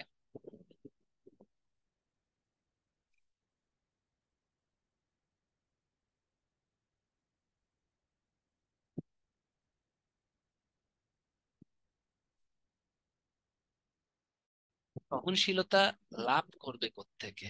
সহনশীলতাটা কিন্তু মূল্যবোধ থেকে লাভ করে, তাই না? কিন্তু সুশাসনের উপাদান হচ্ছে সহমর্মিতা। কিন্তু ঠিক আছে, এটা ঠিক আছে, কিন্তু ব্যক্তি সহনশীলতা শিক্ষাটা লাভ তো করবে মূল্যবোধ থেকে, তাই না? আর সহমর্মিতা হচ্ছে সুশাসনের একটা উপাদান, মানে সুশাসন প্রতিষ্ঠা করতে গেলে আপনার সহনশীলতা থাকতে হবে। কিন্তু আপনার লাইনটা পড়েন, কি বলছে? সহনশীলতা লাভ করে কোত্থেকে? মূল্যবোধ, শিক্ষা থেকে। তাই না? এগুলো কিন্তু অপশন দেখলে আপনার বুঝতে হবে। হ্যাঁ, সহনশীলতা কোত্থেকে লাভ করবে? ই থেকে। আর সহনশীলতা, সহমর্মিতা, আর সহমর্মিতা আর পরম সহিষ্ণুতা এটা একটা জিনিস, আর সহনশীলতা কিন্তু সহমর্মিতা না। সুশাসনের একটা উপাদান হচ্ছে সহমর্মিতা, তাই না? কিন্তু সহনশীলতা কি ভালো মন্দ বিচার, তাহলে ভালো মন্দের একটা সহনশীলতা মূল্যবোধ থেকে কি করে, এটা একটু মনে রাখতে হবে। এটা বলেন, কোন নীতি স্বাধীনতাকে নিশ্চিত করে?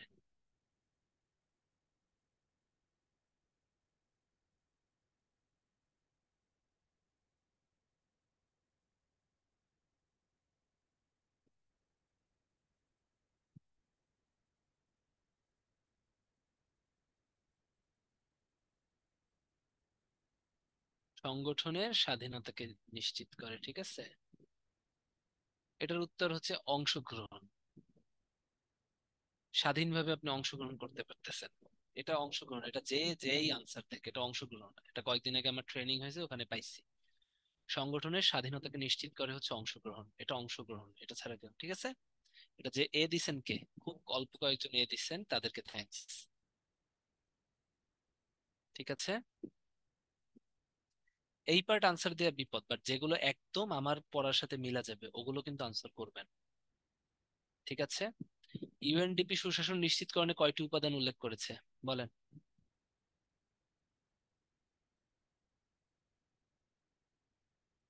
ভেরি গুড, এই তো মনে আছে, হ্যাঁ। নয়টা, নয়টা। জাতিসংঘ করছিল আটটা, ইউএনডিপি নয়টা। ঠিক আছে। নৈতিক শক্তির প্রধান উপাদান কি? হ্যাঁ, তো এটা একটু মুখস্থ। সততা ও নিষ্ঠা। হ্যাঁ, এটা দেখলে সততা ও নিষ্ঠা, নৈতিক নীতি, মূল্যবোধ, নিষ্ঠা, হ্যাঁ, এটা আসবে। সুশাসনের পূর্ব শর্ত কোনটা? বলেন। এখানে কি হবে? Very good. অর্থনৈতিক ও সামাজিক উন্নয়ন, তাই না? এইটাই দেন, কারণ অর্থনৈতিক উপরে সবগুলোই না, শুধু অর্থনৈতিক উন্নয়ন কখনোই হবে না, হ্যাঁ। অর্থনৈতিক ও সামাজিক উন্নয়ন হবে। ঠিক আছে। শোষণের পরে অন্তরায়, এটা পারবেন? এটা পারবেন? এটা আর না নেই, এটা ইজি, তাই না?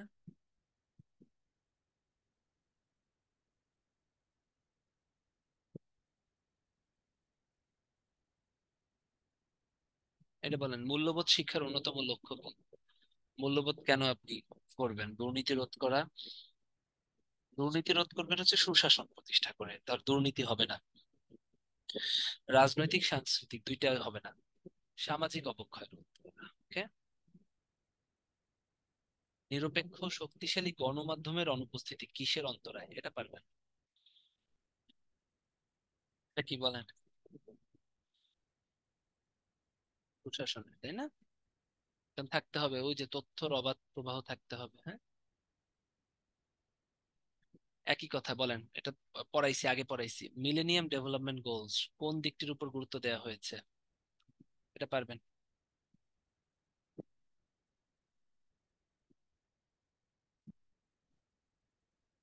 ভেরি গুড, এখন পারতেছেন। এখন দ্বিতীয়টাও পারবেন। জোহানেসবার্গ প্ল্যান ফর ইমপ্লিমেন্টেশন, এটা কি বলেন তো?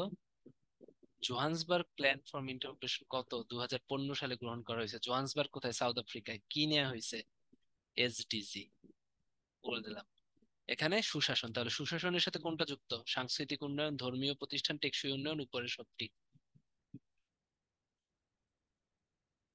ভেরি গুড, অপশনে টেকসই উন্নয়ন বা এসডিজি। তাহলে এটাই মনে রাখবেন, ঠিক আছে? এটা ভুল করেন। এমডিজি হচ্ছে শুধুমাত্র ইকোনমিক, হ্যাঁ, আর এসডিজি হচ্ছে কে, মানে আহ, যেটা ছিল আর কি, এসডিজিটা হচ্ছে টেকসই উন্নয়ন আর কি, এবং এসডিজিটা হচ্ছে টেকসই উন্নয়নটা হচ্ছে সুশাসনের সাথে জড়িত, যে সুশাসন প্রতিষ্ঠিত হলে এসডিজি হবে। এই জিনিসগুলো কিন্তু মনে রাখবেন, এই কথাগুলো মনে রাখবেন, ঠিক আছে? তাহলে আসেন, আপনাদের সব থেকে ফেভারিট স্লাইডে চলে আসছি। আমি ট্রাই করছি ভাই, অনেক বিদঘুটে একটা চ্যাপ্টার ছিল। I tried my level best. আমি জানি না কতটুকু করতে পারছি, কিন্তু আপনাদেরকে কোঅর্ডিনেশন করে বা কোরিলেট করে যতটা চেষ্টা করছি আমি, ঠিক আছে? সো যদি উপকৃত হন আমি খুশি হব। যদি এই জিনিসটা একটু দেখেন যেগুলো দিছি খুব বেশি, কারণ এই জিনিসগুলো ওভাবে দেখতে যাবেন না। আর যেভাবে বললাম, একদম যেগুলো একদম মনে না হবে ওগুলো আনসার করবেন না। কিন্তু আমি যেগুলো মুখে মুখে বলছি, কিন্তু আমি যেগুলো বলছি এগুলো কিন্তু মাস্ট, মাস্ট, এগুলো ছাড়া কিন্তু যাওয়া যাবে না, ঠিক আছে? এই টপিক যদি একটু দেখে যান তাহলে কিন্তু মোর দ্যান, হ্যাঁ, আপনার সব লাগবে না, 6টা 5টা হবে। আপনি যদি মূল্যবোধ, নৈতিকতা, হ্যাঁ, সুশাসন, আইনের শাসন, সুশাসনের পরের জিনিসগুলো এগুলো যদি একটু বোঝেন, হ্যাঁ। সহনশীলতা নিয়ে আপনাদের ভুল হয়, সহনশীলতার সহমর্মিতা কিন্তু এক না। সহনশীলতা হচ্ছে মূল্যবোধ, আর সহমর্মিতা আর পরম সহিষ্ণুতা এগুলো হচ্ছে সহমর্মিতা, এগুলো হচ্ছে সুশাসন, ঠিক আছে? তাহলে এভাবে দেখবেন। তাহলেই আশা করি ভালো করবেন। গুড, শামা, এটা খুবই ভালো কথা, ঠিক আছে। আপনি খুব ভালোভাবে মনে রাখছেন যে মিলেনিয়াম মানে অর্থনীতিটা মনে রাখবেন, মিলেনিয়াম থেকে মিলেনিয়ার, মিলেনিয়ার, তাই না? তিনি সেভাবে হচ্ছে মনে রাখবেন, ঠিক আছে, খুবই ভালো। পড়তে থাকেন। All the best. আশা করি খুবই ভালো হবে। খুব কঠিন কিছু না। ইজি, একটু নিজে যে যে ধর্মের প্রতি ওই ধর্মের প্র্যাকটিস করবেন, করবেন। অন্য ধর্মের হইলে এগুলো প্র্যাকটিস করবেন। স্থির থাকবেন, হ্যাঁ, তাহলে দেখবেন হবে। আর ভয় পাবেন না, খুবই ইজি, এগুলো খুব ইজি। আমি খুবই মিডিওকর একটা স্টুডেন্ট, সো আমি যদি আসতে পারি এই অবস্থায়, ডেফিনেটলি আপনারা আসতে পারবেন। তাহলে সবার শুভকামনায়, সুস্বাস্থ্য কামনায় আজকে এ পর্যন্তই। সবাই ভালো থাকবেন, কেমন? সবুজ ভাই, তাহলে টাটা। জি ভাইয়া, ভালো থাকবেন, শুভরাত্রি। তো আমাদের আজকের ক্লাসটা আসলে এই পর্যন্তই ছিল। আশা করি ক্লাসটি আপনাদের কাছে খুবই ভালো লেগেছে। আর আমাদের সাথে আজকে ভোকালে ছিলেন শ্রদ্ধেয় অভ্র ভাইয়া, এবং কিউএনএ ছিলেন সাব্বির আহমেদ ভাইয়া। দুজন ভাইকে অসংখ্য ধন্যবাদ জানাচ্ছি। আর এখন যদি আপনাদের উত্তরণ সম্পর্কিত কোনো জিজ্ঞাসা থেকে থাকে তাহলে চ্যাট বক্সে জিজ্ঞেস করতে পারেন।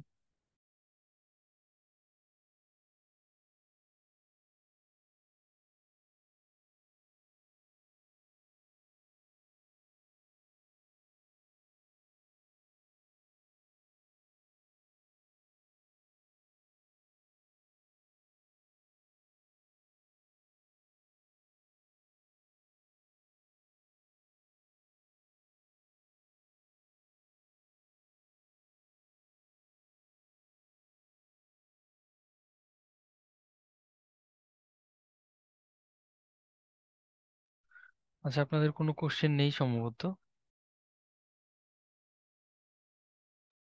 আচ্ছা, একজনে বলেছেন যে ভাই আমি বইগুলো এখনো নেইনি, ক্লাসগুলোর পিডিএফ এন্ড বই কি সেম? বই আরো ডিটেলস বা দেখেন, আসলে স্লাইড গুলো করা হয় তো বইয়ের একটা অংশ থেকেই, সো পরিপূর্ণ বলা যাবে না, তবে অনেকটাই মেলে আসলে। হ্যাঁ, তারপরেও আপনি যেহেতু এই কোর্সটাতে ভর্তি আছেন উইথ বুকস সম্ভবত, তো দ্যাটস ওয়াই বইগুলো কালেক্ট করে নেবেন। আমার মনে হয় দুটো মিলিয়ে মিশিয়ে পড়লে আপনার প্রিপারেশন ফুলফিল হয়ে যাবে। আর অবশ্যই যে ব্রাঞ্চে আপনি ভর্তি আছেন ওই ব্রাঞ্চে একটু কথা বলে যাবেন, যে কোন টাইমে গেলে আপনি বইগুলো কালেক্ট করতে পারবেন, বা আরো যে যে বিষয় আপনার জানা দরকার সেগুলো জানতে পারবেন। ঠিক আছে? আর তাছাড়া উইকলি পরীক্ষা দেওয়ার জন্য তো আপনার ব্রাঞ্চে জানি, তো সেক্ষেত্রে আমার মনে হয় উইকলির দিন গিয়ে আপনি বইগুলো নিয়ে আসলেন, সেটাতে আপনার টাইমটাও বেঁচে যাবে।